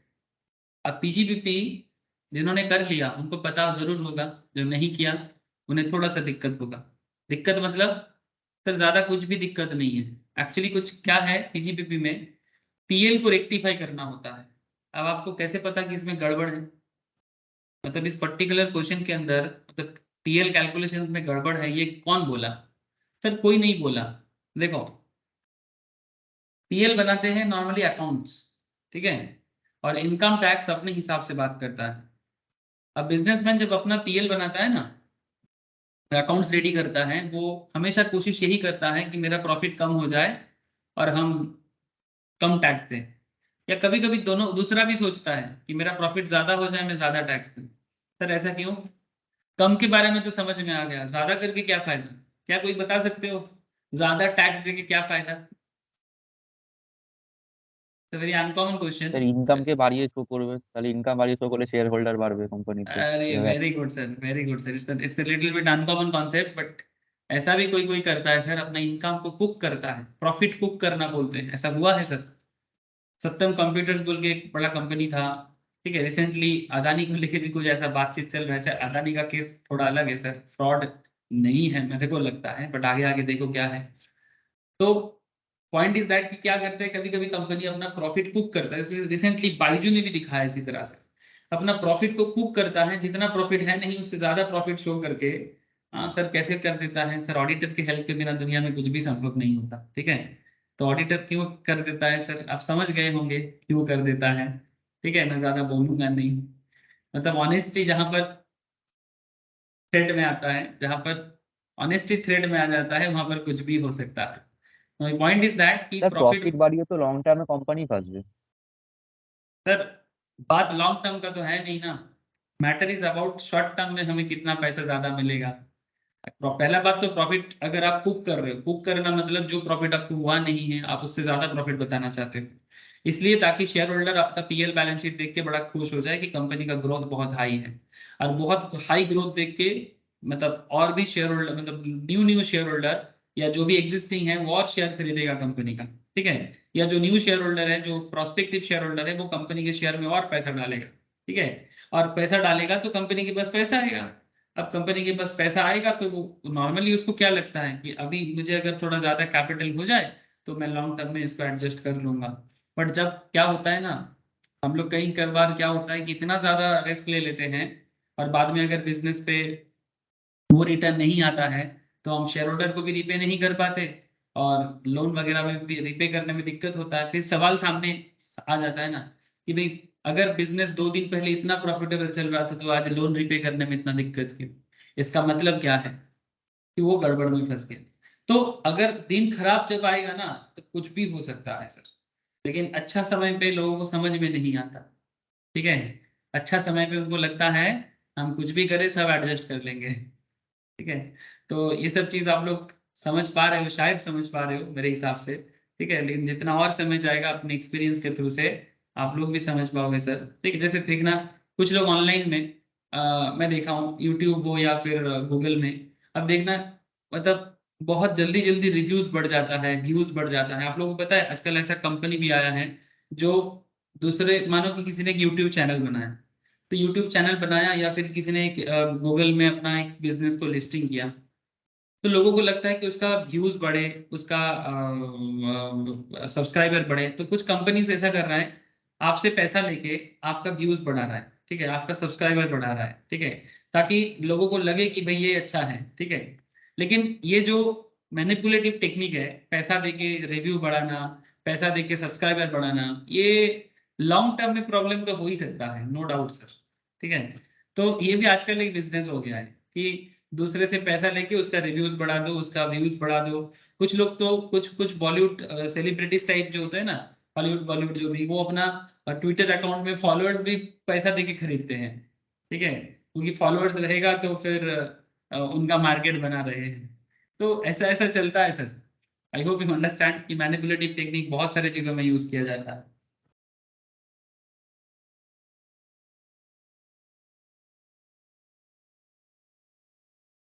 लेकिन टिकता वही है जो सच में सच्चा है और लॉन्ग टर्म में उसको बहुत फायदा होता है। इसका बहुत सारा एग्जाम्पल हो सकता है, छोड़ो फिलहाल फिलहाल हम लोग क्वेश्चन सॉल्व करें। ऑडिट क्लास में ना मुझे ये सब मौका मिलता है, ये सब जो भी घोटाला होता है ना, ये घोटाले के पीछे का मेंटेलिटी क्या है, क्यों फंसता है क्यों नहीं फंसता, ये सब। अच्छा, तो net profit as per income and expenditure account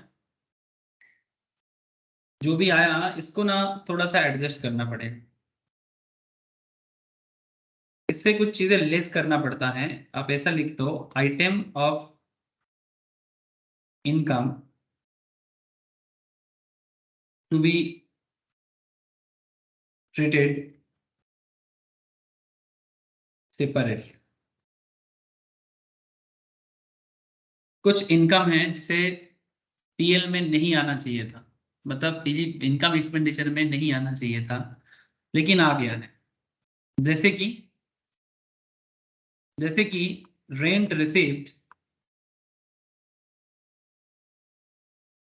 आप ही मुझे बताओ सर, ये जो रेंट रिसीव किया था, आप देखो यहाँ पर क्वेश्चन देखो, चेक करो फटाफट। ये जो रेंट 27,000 का इनकम में शो हो रहा है, हाँ सर बाई रेंट बोल के, ये बाई रेंट 27,000 का जो इनकम है, क्या ये क्लिनिक से आया सर? क्या ये डॉक्टर नीरा का क्लिनिक इनकम है? प्लीज बताओ। No sir. तो फिर आप इनकम एक्सपेंडिचर अकाउंट बनाए हो, तो इनकम एक्सपेंडिचर अकाउंट में आप सिर्फ प्रोफेशनल खर्चा और इनकम ही शो कर सकते हो। बेसिकली चलिए तब जो आपके प्रोफेशंस के लिए जरूरी इनकम, मतलब एक्चुअल में जो आपका प्रोफेशन का इनकम है या फिर जो आपका प्रोफेशन का खर्चा है, सिर्फ वही आप इनकम एक्सपेंस में शो कर सकते हो या प्रॉफिट एंड लॉस में शो कर सकते हो। जो आपका बिजनेस का नहीं है, चाहे वो इनकम हो या एक्सपेंस, उसे पीएल के साथ एडजस्ट करना पड़ेगा, प्रॉफिट के साथ। तो एग्जैक्टली अगर ये रेंट आप ज्यादा दिखा रहे हो तो आपका प्रॉफिट बढ़ गया कि कम गया? ये रेंट 27,000 दिखाने के कारण आपका प्रॉफिट ज्यादा हो गया कि कम हो गया? বেড়ে গেছে, तो क्या करना चाहिए? লেস। समझ गए कि नहीं समझे? और एक बात, ये जो रेंटल इनकम है, ये क्या बिजनेस इनकम है या हाउस प्रॉपर्टी इनकम है? House property. Thank you sir. समझ रहे हैं ना सर? ये जो 27,000 का रेंट है, ये टैक्सेबल कहाँ, कौन से हेड में जाना चाहिए? 5 हेड में से। ये जो 5 हेड्स है इसमें से किस में जाना चाहिए? ये आईफोर्स में जाना चाहिए, इनकम फ्रॉम अदर सोर्स में जाना चाहिए। सॉरी, गलत बोल दिया मैंने, हाउस प्रॉपर्टी में जाना चाहिए। दिस वन, हाउस प्रॉपर्टी में जाना चाहिए। तो फिर ये प्रोफेशन में क्या कर रहा है? हटाओ वहां से, जो जहां का नहीं है वो वहां पर क्या कर रहा है ना? क्योंकि इनकम टैक्स तो क्लियरली बता के रखा है आपको कि भाई किसके लिए क्या करना चाहिए। तो बेसिकली यहाँ पर लिख दो टैक्सेबल अंडर द हेड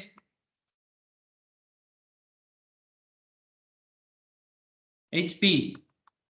तो जो हाउस प्रॉपर्टी हेड का इनकम है वो पीजीपीपी में क्या कर रहा है? तो सिंपल हमें क्या करना चाहिए? लेस करना चाहिए। तो मैं काम करता हूँ, इनर कॉलम को यूज करो उसके लिए, 27,000। अनदर पॉइंट सर, आप लोगों ने अदर सोर्स काफी लोगों ने किया है, अदर सोर्स हेड। आप मुझे बताओ, dividend from unit trust of India, ये जो डिविडेंड इनकम जो टैक्स मतलब एसएससी करता है, ये किस हेड में जाता है सर? डिविडेंड इनकम कौन से हेड में ट्रीट किया जाता है? Other source. Thank you sir. हम लोग हाल फिलहाल में ही अदर सोर्स कंप्लीट किए हैं और डिविडेंड पे हम लोग स्पेशल चर्चा किए sir. Section 2 subsection 22 subsection A clause B C A D E, हाँ बहुत सारा। तो डिविडेंड इनकम पे हम लोगों ने इतना तो समझ गया सर कि डिविडेंड तो अदर सोर्स प्रॉपर्टी है, तो अदर सोर्स का इनकम पीजीपीपी में क्या कर रहा है? तो dividend from UTI, again bracket में लिखो टैक्सेबल अंडर द हेड आईफोर्स। तो क्या करेंगे, कितने वैल्यू का था डिविडेंड? वैल्यू कितना था?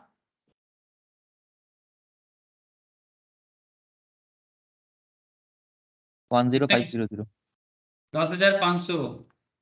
चलो लेस कर देते हैं सर। विनिंग फ्रॉम लॉटरी ये भी था ना, वो भी हम लोग पीजीपीबी में देके रखे। देखो इनकम एक्सपेंडिचर में विनिंग फ्रॉम लॉटरी भी गिवन है। Winning from game show and lotteries वगैरह। तो winning from game show and lottery वगैरह से हम जो कमा रहे हैं, that is 35,000 net of TDS देके रखा है। ठीक है, ठीक है, नेट ऑफ टीडीएस मतलब टीडीएस काट लिया, नो दिक्कत। अब उसको मतलब नेट और उसको डेप ये करने का जरूरत नहीं है। तो डायरेक्टली हम लोग 35,000 का जो वैल्यू है, ठीक है, हम उसे क्या कर देंगे सर? माइनस कर देंगे। तो विनिंग फ्रॉम गेम शो,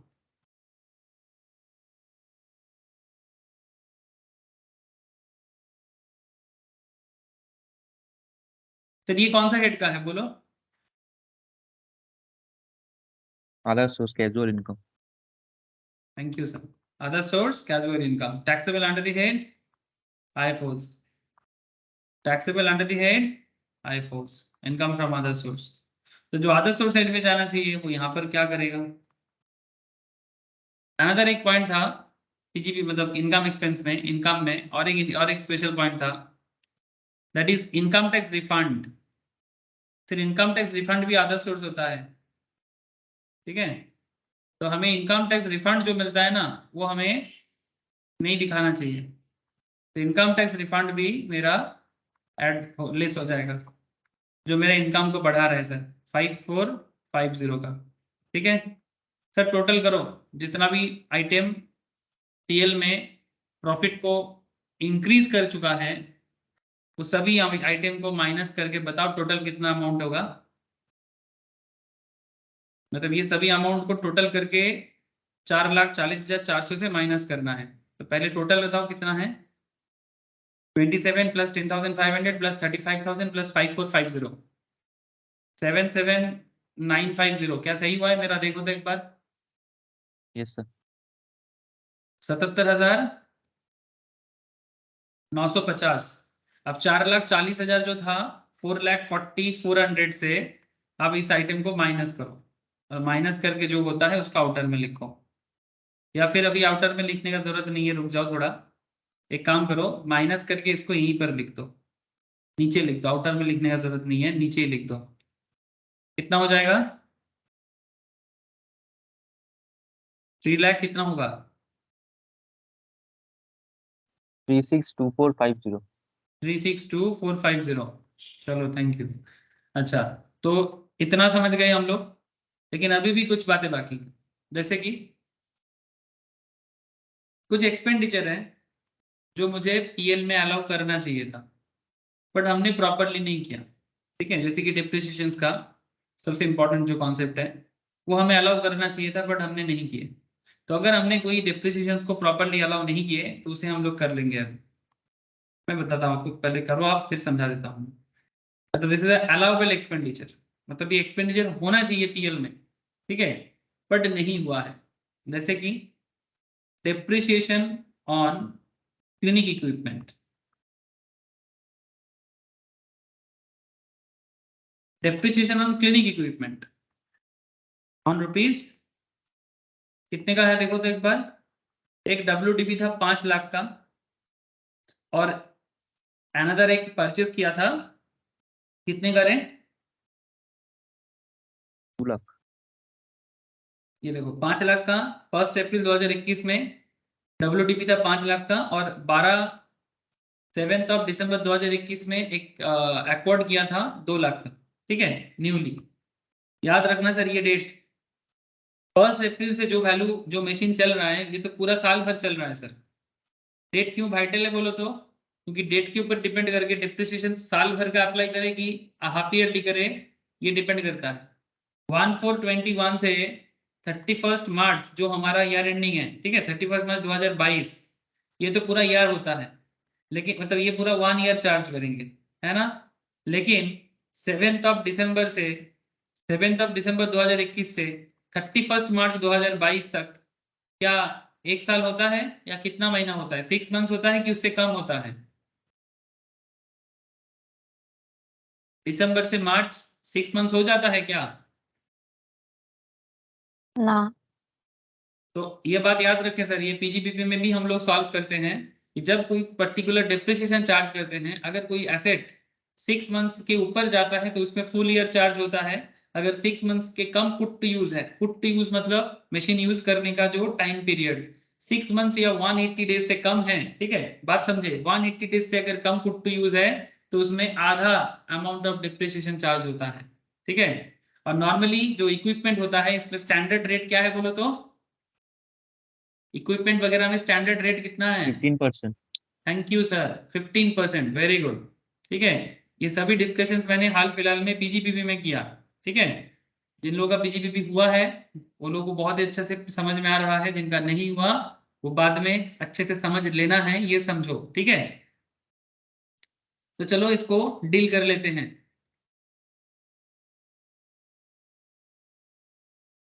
तो 5 लाख पे हमें कितना अमाउंट बिठाना चाहिए? डिप्रिसिएशन जो अलाउ है मेरा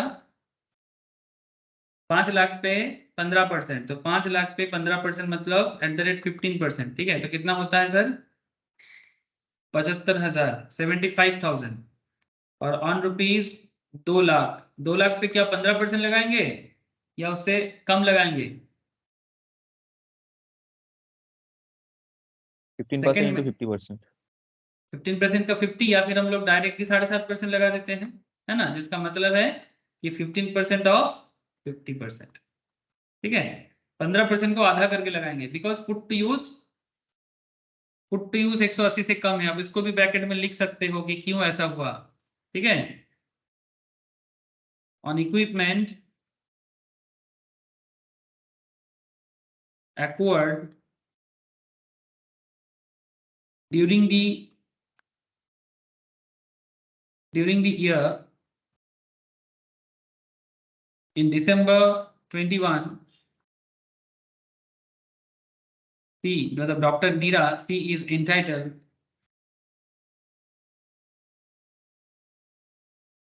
to depreciation entitled to depreciation at the rate 50% of normal depreciation, मतलब जो नॉर्मल रेट ऑफ डिप्रिसिएशन है उसका 50% ही ले सकता है, जो मैंने अभी अभी आपको बताया, as the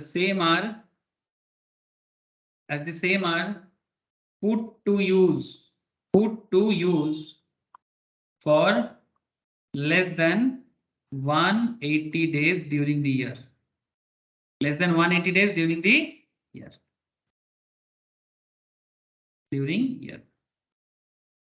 ठीक है, मतलब आपने जो किया वही लिखा, और साथ में ये भी लिख दो, और एक पॉइंट भी लिख दो, जिस मशीन पे आपने 100% लगाया, वो क्यों 100% लगाया? 100% deduction allowable in respect of the amount paid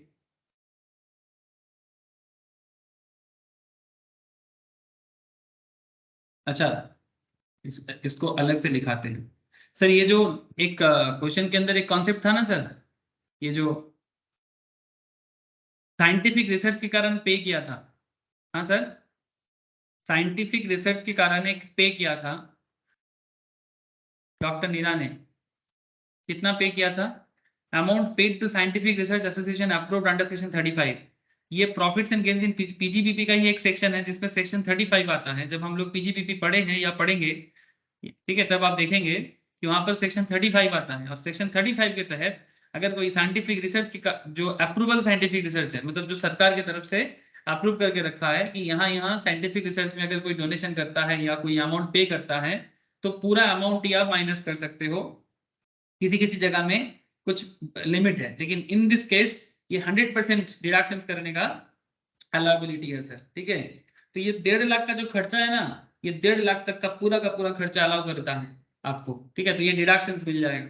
तो यही बात मैं लिख रहा था आपके सामने। यहाँ पर हम लोगों ने पहला तो डिप्रिसिएशन अलाउ करेगा, तो डिप्रिसिएशन अलाउ करेगा, उसका वैल्यूएशन आपको मैं दिखा दिया। और ये जो 30 मतलब सेक्शन 35 पीजीबीपी के तहत उन्होंने जो साइंटिफिक रिसर्च में जो उन्होंने खर्चा कर रहा है, वो उनको पूरा अलाउ किया जाता है। अलाउ किया जाता है मतलब वो टैक्सेबल नहीं है। ठीक है, मतलब वो आपके कैलकुलेशन ऑफ इनकम में नहीं आएगा, प्रोफेशनल इनकम पे। तो 100% deductions allowable in respect of the amount paid to scientific research. पूरा पीजीबीपी का चर्चा है सर, ये scientific research association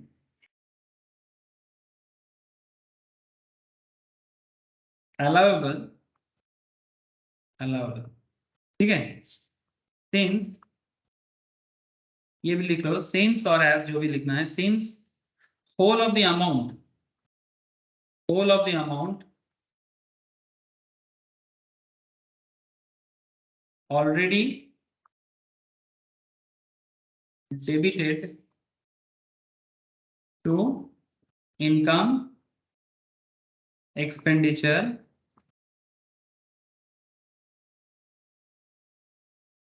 account, no further adjustment required। Already deduct हो चुका है, कोई फर्दर एडजस्टमेंट का जरूरत नहीं है। नो फर्दर एडजस्टमेंट रिक्वायर्ड, मतलब वो खर्चा एकदम 100% अलाउड खर्चा है। मतलब ऑलरेडी हम लोग पीएल में चार्ज कर दिए ना।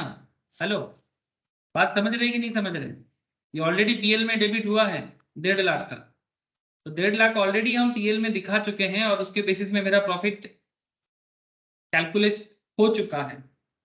तो ये अलाउबल खर्चा है, और ये अलाउबल खर्चा में हमें कोई दिक्कत नहीं। सरकार हमें अलाउ करता है 1.5 लाख साइंटिफिक रिसर्च का जो वैल्यू है वो सरकार हमें अलाउ करता है, और मैंने वो किया।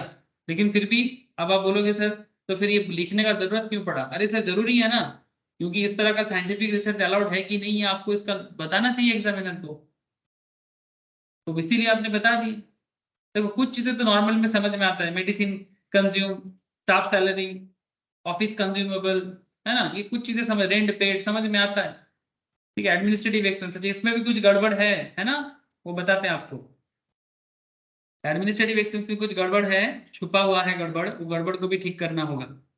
तो ये तो रेक्टिफाई चल रहा है, ठीक है। अच्छा, इसमें कुछ करने का जरूरत नहीं है, क्यों? क्योंकि ऑलरेडी डेबिटेड है, पीएल में ऑलरेडी डेबिट है, तो आपको बस यहाँ पर कुछ नहीं करना, ठीक है।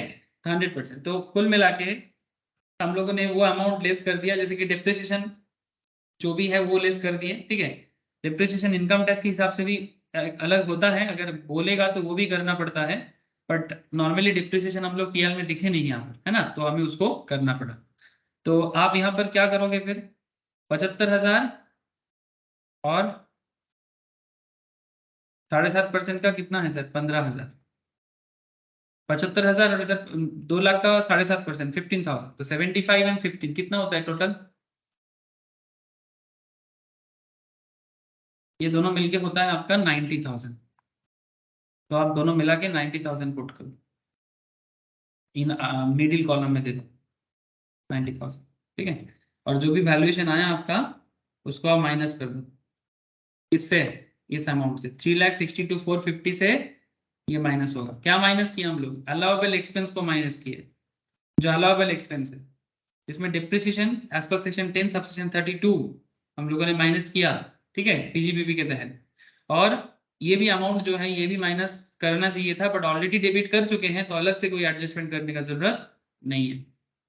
बात समझ में आ रहा है सर? हम ऑलरेडी पीएल में दिखा चुके हैं, तो अलग से और कुछ दिखाने का जरूरत नहीं है। उसके लिए मैंने नोट भी लिखा दिया आपको। तो जस्ट मुझे इतना बता दो बैक कि करूँ सर? माइनस करके कितना हो रहा है।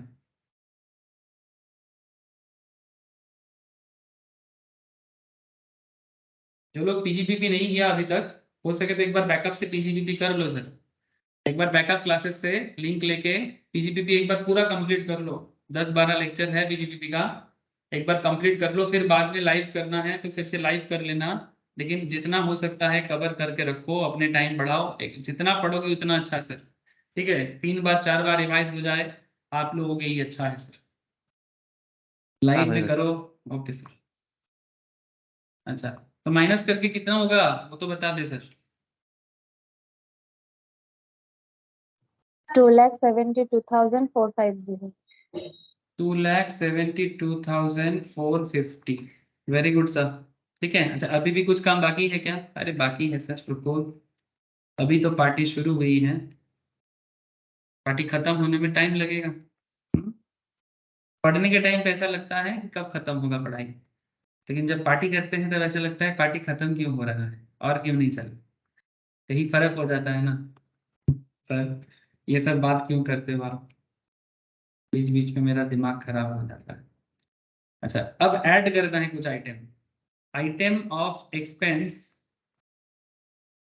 नॉट अलाउेबल बेसिकली, मतलब जो खर्चा नहीं दिखाना चाहिए था पर फिर भी आपने दिखा दिया। Item of expense not allowable while computing business income, PGBP income. There are certain expenditures जो पीजीबीपी में अलाउड नहीं होता है। तो आप मुझे एक चीज बताओ, जो पीजीबीपी में अलाउड नहीं है, खर्चा दिखाना नहीं चाहिए आपको, अगर दिखाओगे तो क्या होगा? पीएल कम शो होगा ना। खर्चा ज्यादा करने से प्रॉफिट क्या हो जाता है? कम हो जाता है कि ज्यादा हो जाता है? अरे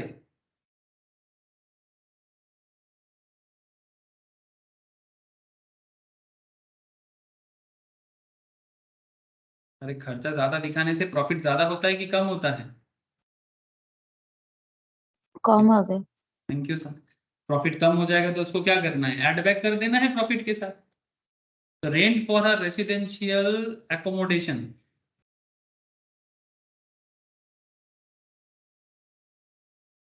included in income expense account. कितने का रेंट है? चेक करो, क्वेश्चन चेक करो फटाफट। Rent paid includes ₹30,000 paid by cheque towards rent of a residential house. अच्छा, सूरत में डॉक्टर नीरा डॉक्टर नीरा जी सूरत में जो घर पे रहते हैं भाड़ा देके, वो रेसिडेंशियल का बात कर रहे हैं सर। तो यहाँ पर बोल दिया, क्लियरली बोल दिया कि रेसिडेंशियल हाउस का रेंट है 30,000 का। अगर वो क्लिनिक का रेंट होता तो अलाउबल था, क्लिनिक का रेंट अलाउबल है, लेकिन आप मुझे इतना बताओ कि रेसिडेंशियल का रेंट अलाउ करेगा पीजीबीबी में?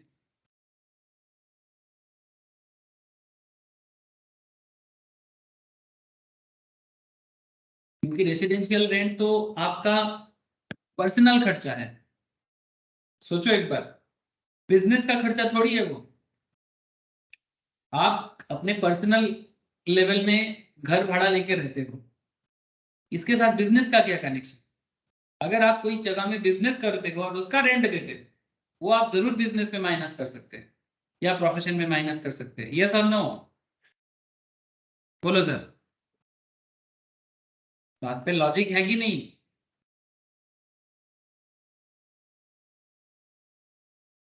नहीं समझ में आया? देखो, उन्होंने रेंट दिया 90,000 का, लेकिन उसमें क्या बोल रहे हैं कि rent paid include 30,000 paid by cheque towards rent of a residential house in Surat. तो 90,000 में से 30,000 अपना पर्सनल निजी खर्चा है। तो निजी खर्चा बिजनेस का खर्चा थोड़ी हो सकता है। ना হবে না। एग्जैक्टली समझा करो सर, निजी खर्चा बिजनेस का खर्चा कैसे हो सकता है? मतलब आप अपने बिजनेस के लिए मानो गाड़ी करके सामान ट्रांसपोर्टिंग के लिए जाते हो, उसे आप अपने बिजनेस पे ट्रांसपोर्टिंग कॉस्ट दिखा सकते हो। लेकिन बिजनेस के नाम पे आप अपने दोस्तों के साथ घूमने जाते हो और वो जो खर्चा है वो आप बिजनेस में खर्चा दिखाते हो ताकि आपका प्रॉफिट कम दिखे।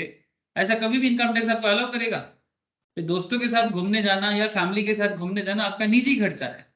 निजी खर्चा आप क्यों बिजनेस पे खर्चा दिखाओगे भाई? मन मर्जी। तो फिर हर चीज को खर्चा बिजनेस पे दिखा के बिजनेस का सारा प्रॉफिट को माइनस कर देते हैं। कोई प्रॉफिट नहीं दिखाते, फिर सरकार क्या करेगा? वो क्या बोलेगी? हम क्या ऐसे ही बैठे हुए हैं यहाँ पर? हाँ, हम क्या बुढ़ा उंगली लेके बैठे हैं यहाँ पर? समझ रहे हो आप बात को? तो गवर्नमेंट कभी भी आपको ये सब चीज अलाउ नहीं करेगा। आप अपना निजी खर्चा कभी भी बिजनेस का खर्चा के तौर पे नहीं दिखा सकते। सिंपल सा लॉजिक है, इसमें कोई रॉकेट साइंस नहीं है। तो rent for a residential accommodation included in income expenditure account कितने का? 30,000 का। तो ये जो 30,000 का वैल्यू रेंट के अंदर छुपा हुआ है, ये एड बैक हो जाएगा, जिसको आप ऑलरेडी डेबिट कर चुके हो, जिसे आप ऑलरेडी डेबिट कर चुके थे, अभी ऐड बैक कर दो।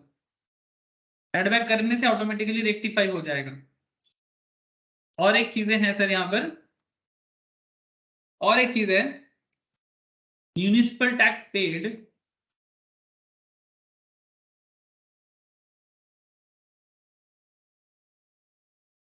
relating to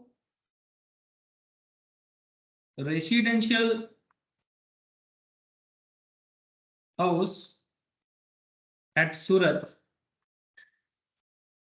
included in administration expenses, included in admin expenses। अब देखो, एडमिनिस्ट्रेटिव एक्सपेंस जो है ना सर, एडमिनिस्ट्रेटिव एक्सपेंस जो है वो आपके बिजनेस में बिल्कुल हो सकता है। एडमिनिस्ट्रेटिव एक्सपेंसेस क्यों नहीं होगा? बिजनेस चलाने के लिए एडमिनिस्ट्रेटिव एक्सपेंस तो होता है। आप लोग बचपन से पीएल में ट्रेडिंग पीएल बनाते हो, तो पीएल में नॉर्मली क्या खर्चा दिखाते हो? एडमिनिस्ट्रेशन एक्सपेंस ही दिखाते हो, दुकान चलाने का जो भी एडमिनिस्ट्रेशन खर्चा है ना? Now the point is that कि एडमिनिस्ट्रेटिव एक्सपेंस 2,55,000 में से सूरत का घर का जो म्यूनिसिपल टैक्स है वो क्यों माइनस होगा? जो रेसिडेंशियल हाउस है, तो रेसिडेंशियल हाउस का म्यूनिसिपल टैक्स तो हाउस प्रॉपर्टी में ट्रीट करते हैं हम लोग। रेसिडेंशियल प्रॉपर्टी का म्यूनिसिपल टैक्सेस हम हाउस प्रॉपर्टी में ट्रीट करते हैं। वो पीजीबीबी में क्या कर रहा है? तो ये 2,55,000 में से 2,000 गड़बड़ नहीं किया सर? हेलो, 2,55,000 में से 2,000 गड़बड़ हो गया, तो ये 2,000 आपका प्रॉफिट को कम कर दिया था, तो बढ़ाओ प्रॉफिट को। समझे कि नहीं? कोई रॉकेट साइंस नहीं चल रहा है सर, सब नॉर्मल बातें चल रहा है, बस समझने का इच्छा होना चाहिए। 32,000 ठीक है, हो गया जो भी ऐड होना चाहिए। तो क्या कर दिए, कुछ चीजें लेस किया, कुछ चीजें ऐड किया। हाँ, बस वही किए जो पीएल को रेक्टिफाई करने के लिए जरूरत था। बाकी अगर आपको अभी भी कंफ्यूजन है पीजीपीपी में, होना चाहिए। जिन लोगों का पीजीपीपी नहीं हुआ है उसे ही कंफ्यूजन होना चाहिए। जो लोग पीजीपीपी कर चुका है उनको कंफ्यूज नहीं होना चाहिए, बिकॉज वो पीजीपीपी में ये सब क्वेश्चन करके आया है सर। अच्छा, 2,72,450 में से 32,000 माइनस कर दो, सॉरी माइनस नहीं, ऐड कर दो।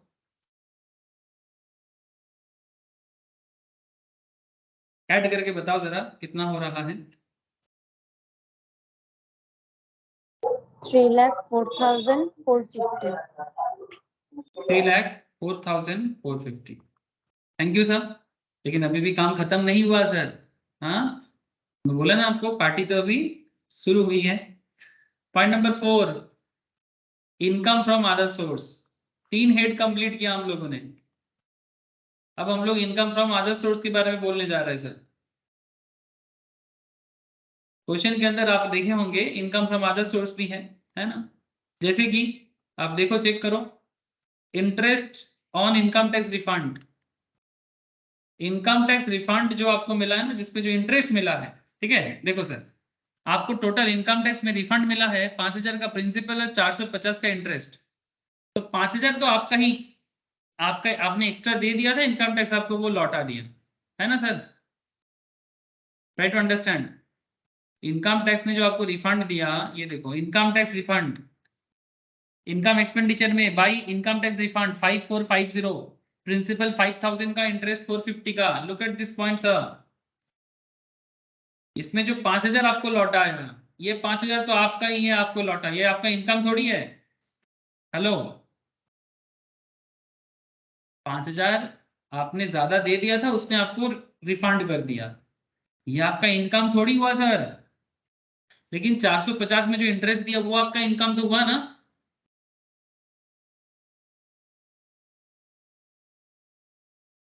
है अरे सर। बस यही तो है। तो ये जो इनकम टैक्स रिफंड में जो इंटरेस्ट आपने कमाया, इनकम टैक्स रिफंड में आपने जो इंटरेस्ट कमा लिया सर, ठीक है, तो interest on income tax refund, that is 450 का, मिडिल कॉलम में लिख दो। अच्छा, point B, dividend from UTI, dividend from unit trust of India, ये टैक्सेबल होता है इन द हैंड्स ऑफ, इस म्यूचुअल फंड क्लास में ज्यादा डिटेल्स में बताते हैं सर। टैक्सेबल ऐसे इसका कैपिटल गेन चैप्टर में भी बताते हैं, ठीक है। जो लोग एनआईसीएम पढ़ते हैं उनको म्यूचुअल फंड में बताया जाता है, और जो लोग इनकम टैक्स में, हम लोग कैपिटल गेन चैप्टर में बताते हैं। अदर सोर्स में भी डिविडेंड के बारे में मैंने बताया आपको। Taxable in the hands of unit holders.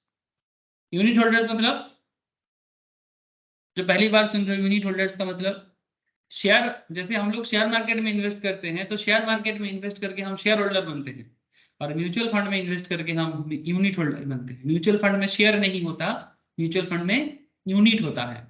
Share में फेस वैल्यू होता है, म्यूचुअल फंड में एनएवी होता है, नेट एसेट वैल्यू, ठीक है। डोंट वरी, आगे आगे जब म्यूचुअल फंड के ऊपर बात करेंगे तो बताएंगे। नॉर्मली फाइनेंस में, फंडामेंटल में, एनआईसीएम की डिटेल्स में बहुत चर्चा होता है ये सब बातों में। फिलहाल छोड़ो सर, क्योंकि बहुत गहराई में चले जाएंगे।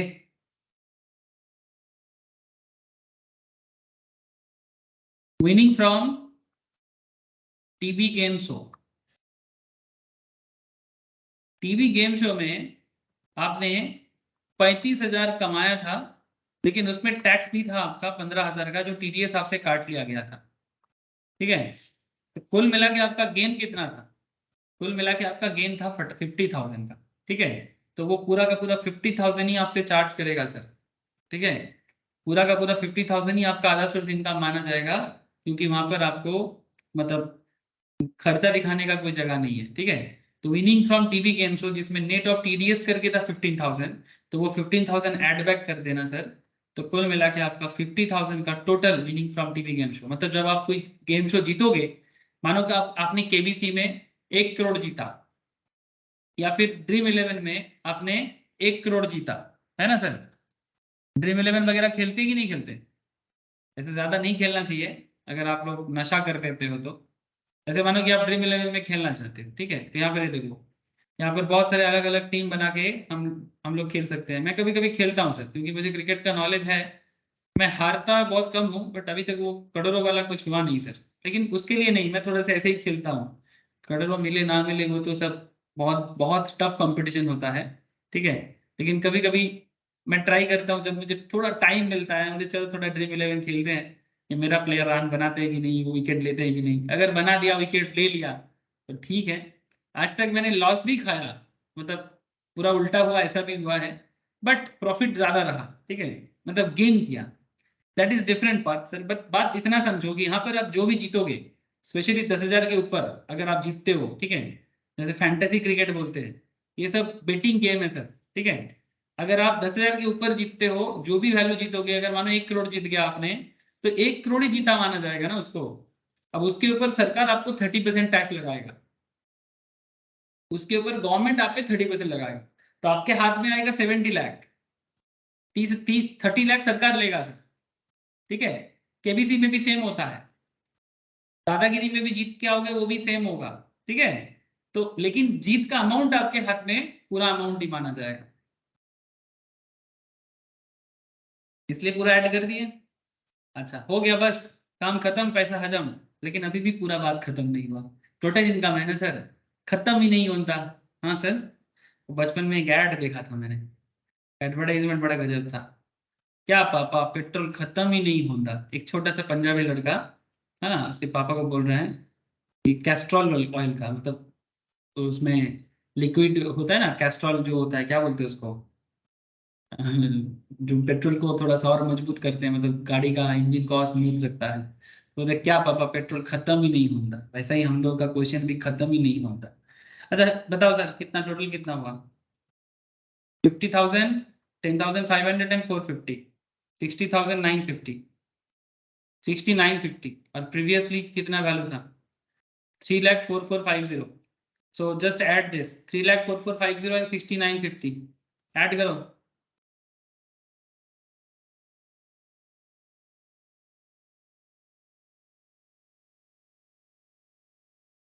करो रे सर।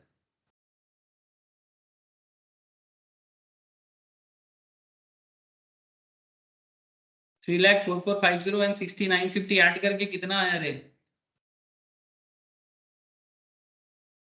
4,22,900। मेरा तो ऐसा आ रहा है, आप लोगों का कितना आया रे?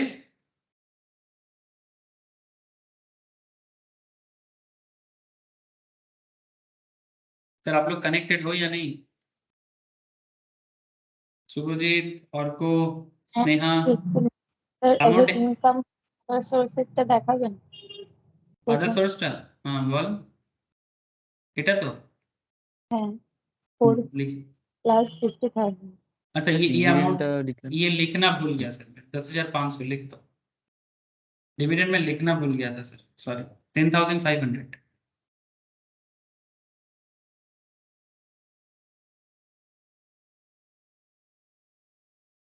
कुल मिला के हो जाएगा आपका 4,22,900। हो गया। जो वैल्यू आया ना, इसको हम लोग बोलेंगे ग्रॉस टोटल इनकम। তা 4,22,000টা কিভাবে আসছে মানে? কেন? 3,00,000 লাস্ট কত ছিল? 3,04,450, তাই তো? তাহলে 3,04,450 আর 60,950, আর তার উপরে যে ভ্যালুটা ছিল 36,500 আসছে। 17,500, 40,000, सब ऐड করে। ও আচ্ছা আচ্ছা, ঠিক আছে। आउटर कॉलम में जितना सारा वैल्यू है सबको टोटल करो सर। अब एक बार देखो आउटर कॉलम में क्या क्या है। इनकम फ्रॉम सैलरी 40 था, इनकम फ्रॉम हाउस प्रॉपर्टी 17,500 है, इनकम फ्रॉम पीजीपीपी है 3,04,450, और इनकम फ्रॉम अदर सोर्स रहा आपका 6950। सारे के सारे आउटर कॉलम वाले को ऐड करो तो जाके आपको मिलेगा। Each head 422,900। 422,900। जिन्हें समझ में नहीं आया मैं उनके लिए बार बार बोल रहा हूँ sir. Income from salary, income from PGBP, income from house property, ठीक है, and income from other source, चारों हेड ऐड करके आपका 4,22,900 आया। ओके, अब कंक्लूजन पार्ट में पहुंच गए सर। अब यहां से हमें डिडक्शन मिलेगा। डिडक्शन चैप्टर 6A, ठीक है, हमें यहां पर मिल जाएगा सर सेक्शन 80C। आपको पता है सेक्शन 80C में क्या आएगा? सर मैं आपको अभी भी डिडक्शन चैप्टर पढ़ाया नहीं, इसलिए मैं आपको ज्यादा समझाऊंगा नहीं, क्योंकि डिडक्शन चैप्टर में आपको इसके बाद सिखाऊंगा, उसमें डिडक्शंस का पूरा डिटेल्स आपको पढ़ के सुनाऊंगा, तो आपको समझ में आ जाएगा। लेकिन फिलहाल इतना मेडिकल समझ इंश्योरेंस लो, प्रीमियम। हाँ 80D भी आएगा, वो 80D का पार्ट है मेडिकल इंश्योरेंस। और 80C में आता है tuition fee paid to university. Actually 80C में दो तीन चीज आता है सर, ठीक है, LIC प्रीमियम वगैरह भी आता है, लेकिन यहाँ पर LIC प्रीमियम के बारे में नहीं था। लेकिन tuition fee paid to university बोला था कि अगर आप अपने बच्चों के लिए ट्यूशन फी पे करते हो यूनिवर्सिटी लेवल में for full time education, part time नहीं सर, ये एक फुल टाइम कोर्स है, full time education of a daughter.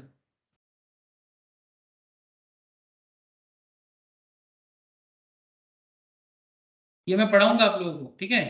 ये डिडक्शंस का चैप्टर आएगा, चैप्टर 6 से 80C से 80U का चर्चा करेंगे, तो आपको पूरा क्लैरिटी हो जाएगा। लेकिन फिलहाल आप इसको माइनस कर सकते हो। इसमें आप मैक्सिमम जितना वैल्यू पे किए हो नॉर्मली उतना तक आप ले सकते हो। तो जैसे कि हमारे इस केस में कितना उसने पे किया, 1.5 लाख तक लिमिट है ऐसे, लेकिन पे कितना किया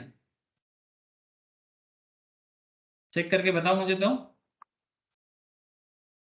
उसने 1 लाख। कितना 1 लाख का पे किया ना, तो 1 लाख तक वो माइनस कर सकता है, ठीक है, sir full reduction. Time education माने? फुल टाइम एजुकेशन माने कॉलेज डिग्री, मास्टर डिग्री, ठीक है, पार्ट टाइम कोर्स टाइप नहीं सर, ठीक है। जो फुल टाइम जैसे CA वगैरह फुल टाइम में आता है, कुछ पार्ट टाइम कोर्स होता है ना, सर्टिफिकेट कोर्स वगैरह, वो सब नहीं। ओ अच्छा अच्छा। अच्छा, यूनिवर्सिटी वगैरह ना आजकल ये सब सर्टिफिकेट कोर्स भी प्रोवाइड करते हैं, वो सब छोड़ के। अच्छा, सेक्शन 80D में भी उन्होंने कुछ क्लेम किया, जैसे कि मेडिकल इंश्योरेंस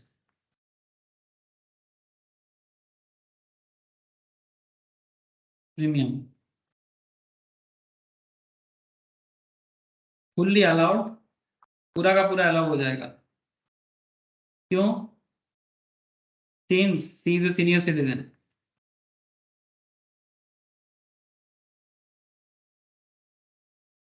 सीनियर सिटीजन के कारण कितना मेडिकल इंश्योरेंस कितना दिया सर प्रीमियम?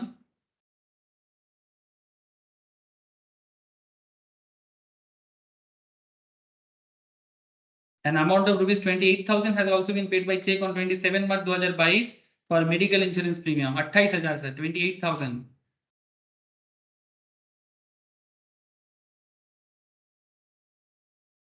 तो 1 लाख और 28,000 और कुछ। सर 80E भी है सर, उनका उनका 80E भी है। कौन सा है 80E का पार्ट मैं बता देता हूँ आपको। 80E में आ जाता है interest on loan taken for higher education, point number C। 80E interest on loan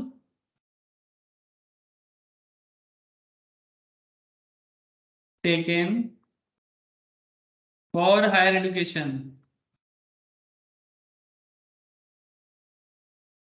is deductible. कितना लोन का इंटरेस्ट कितना भरा सर? हायर एजुकेशन के लिए जो लोन लेंगे वो पूरा आप इनकम टैक्स में माइनस कर सकते हो। कितना इंटरेस्ट भरा? 55,000। चेक करके देखो, 55,000 का इंटरेस्ट उसने भरा है हायर एजुकेशन के लिए, जो अपने डॉटर के लिए लिया है, तो 55,000। तो कुल मिला के उनका कितना हो रहा है? 1 लाख, इधर 28,000 और इधर 55,000, 1,83,000 टोटल माइनस हो जाएगा। कहां से? 4,22,900 से। तो 4,22,900 से 1,83,000 माइनस हो जाएगा। सेक्शन 80C से 80U के तहत हुआ, जिसमें हम लोग यहाँ पर सारा डिडक्शंस पे बहुत सारा सेक्शन है सर, बट हम लोग यहाँ पर अप्लाई कर पाए जैसे कि हमारे क्वेश्चन में था उस हिसाब से 80C 80D, मतलब जो डॉक्टर नीरा का जो भी हो रहा है, और 80E, ठीक है, जो भी एक्टिविटी उन्होंने किया उसके हिसाब से जो जो सेक्शन सामने आया वही लिया गया।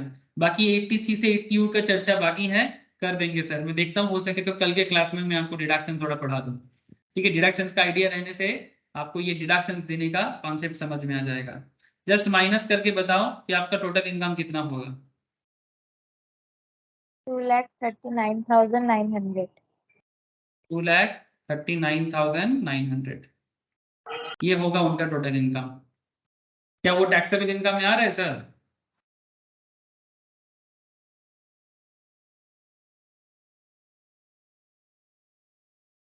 क्योंकि पहला तो एज 60 है। बेसिक लिमिट फॉर डॉक्टर नीरा कितना? 3 लाख। 3 लाख। इसीलिए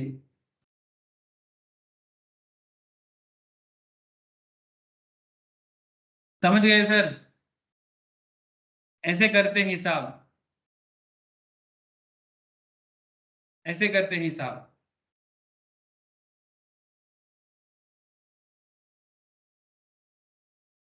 ठीक है, अब इसी तरह से आप लोगों को टोटल इनकम को अच्छे से करने के लिए ईच एंड एवरी हेड में पूरा ग्रिप होना चाहिए। मैं इसलिए टोटल इनकम का थोड़ा आइडिया अभी दे रहा हूँ आप लोगों को, लेकिन जैसे ही आपका पूरा हर एक हेड कंप्लीट हो जाएगा आप फिर से टोटल इनकम को प्रैक्टिस करिए। ठीक है, लेकिन इससे पहले ईच एंड एवरी हेड को बहुत ही अच्छे से करना है। लेकिन फिलहाल मैं क्योंकि टोटल इनकम करा रहा हूँ, मैं अभी और 1-2 क्लास और कराऊंगा टोटल इनकम पे, उसके बाद मैं फिर से नॉर्मल चैप्टर में चला जाऊंगा और फिर बाद में जब सारा हेड एक बार कंप्लीट हो जाएगा फिर से मैं टोटल इनकम वापस आपको एक बार कराऊंगा। ठीक है, कोई भी क्वेश्चंस करा सकता हूँ। ठीक है, तो जैसे इसी तरह से टोटल अगर आप करते रहेंगे, आप इनकम टैक्स में क्या करना है क्यों करना है आपको हमेशा समझ में आता जाएगा। ये करने के पीछे मेरा यही इरादा था कि आपको आइडिया दे दिया जाए कि इनकम टैक्स को सॉल्व करने के लिए आपको किस लेवल तक का मेहनत करना पड़ता है। ठीक है, इसीलिए ईच एंड एवरी हेड, मतलब ऐसा ना पूछे सर कि कौन सा इंपॉर्टेंट है, सैलरी है कि हाउस प्रॉपर्टी है कि पीजीपीपी की कैपिटल गेन की other source. Each and every head is important for you because total income में कोई भी 3 कोई भी 4 उठा के दे सकता है। तब क्या बोलोगे कि मैंने सैलरी नहीं पढ़ा तो आप टोटल इनकम कर नहीं सकते, मैंने हाउस प्रॉपर्टी नहीं करके जाएंगे तो मैं हाउस प्रॉपर्टी का एडजस्टमेंट नहीं कर पाऊंगा, मैं पीजीपीपी नहीं करूंगा तो भी मरूंगा, क्योंकि मैं कभी टोटल इनकम का क्वेश्चन तो आता ही है सर, आता ही है। तो फिर आप मुश्किल में पड़ोगे और सबसे बड़ा चीज आप अपने लाइफ में मुश्किल में पड़ जाओगे जब आप प्रैक्टिसिंग बनोगे ना, तब भी दिक्कत में पड़ जाओगे। तब आप बोलोगे कि बस एग्जाम के टाइम में पढ़ा नहीं था। ऐसा नहीं होता है सर। ठीक है, बाकी चर्चा नेक्स्ट क्लास में करते हैं सर, आज इतना ही रखते हैं। অর্ক, অয়ন, নীল। সেকশন 80 তে কি শুধুমাত্র ইন্টারেস্ট লেস করতে পারবো? হ্যাঁ, অনলি इंटरेस्ट, बाकी डिडक्शंस पे মানে बोलेंगे सर। প্রিন্সিপালটা হবে না? नहीं, प्रिंसिपल वैल्यू नहीं सर, ओनली इंटरेस्ट आपको माइनस करने का मौका मिलेगा ठीक जितना है। इंटरेस्ट आप पे करोगे। बाकी जो भी डिडक्शंस के बारे में जो भी आपके दिमाग में है वो मैं देखता हूँ, मैं कल के क्लास में आपको डिडक्शंस कराऊंगा। ऐसे डिडक्शन और भी बहुत सारा चीज बोलना है। ठीक है, कल मैं थोड़ा प्रोविजंस पे ही बात करूंगा क्योंकि क्वेश्चन तो आप लोग कर ही रहे हो, क्वेश्चन हो जाएगा सर, क्वेश्चन में कुछ नहीं है, क्वेश्चन में कुछ नहीं है इनकम टैक्स में, जो कुछ भी है प्रोविजंस पे। ठीक है, मैं कल के क्लास में आपको बहुत सारा provisions and along with deductions मैं कल के क्लास में करवाऊंगा। ठीक है, बहुत वाइटल होने वाला है सर ये सब क्लास। ओके, चलो फिर bye, ta-ta. Bye sir. Okay sir, ta-ta, bye sir. Bye sir. राखी sir. Okay, ta-ta. Thank you sir. Thank you sir, thank you.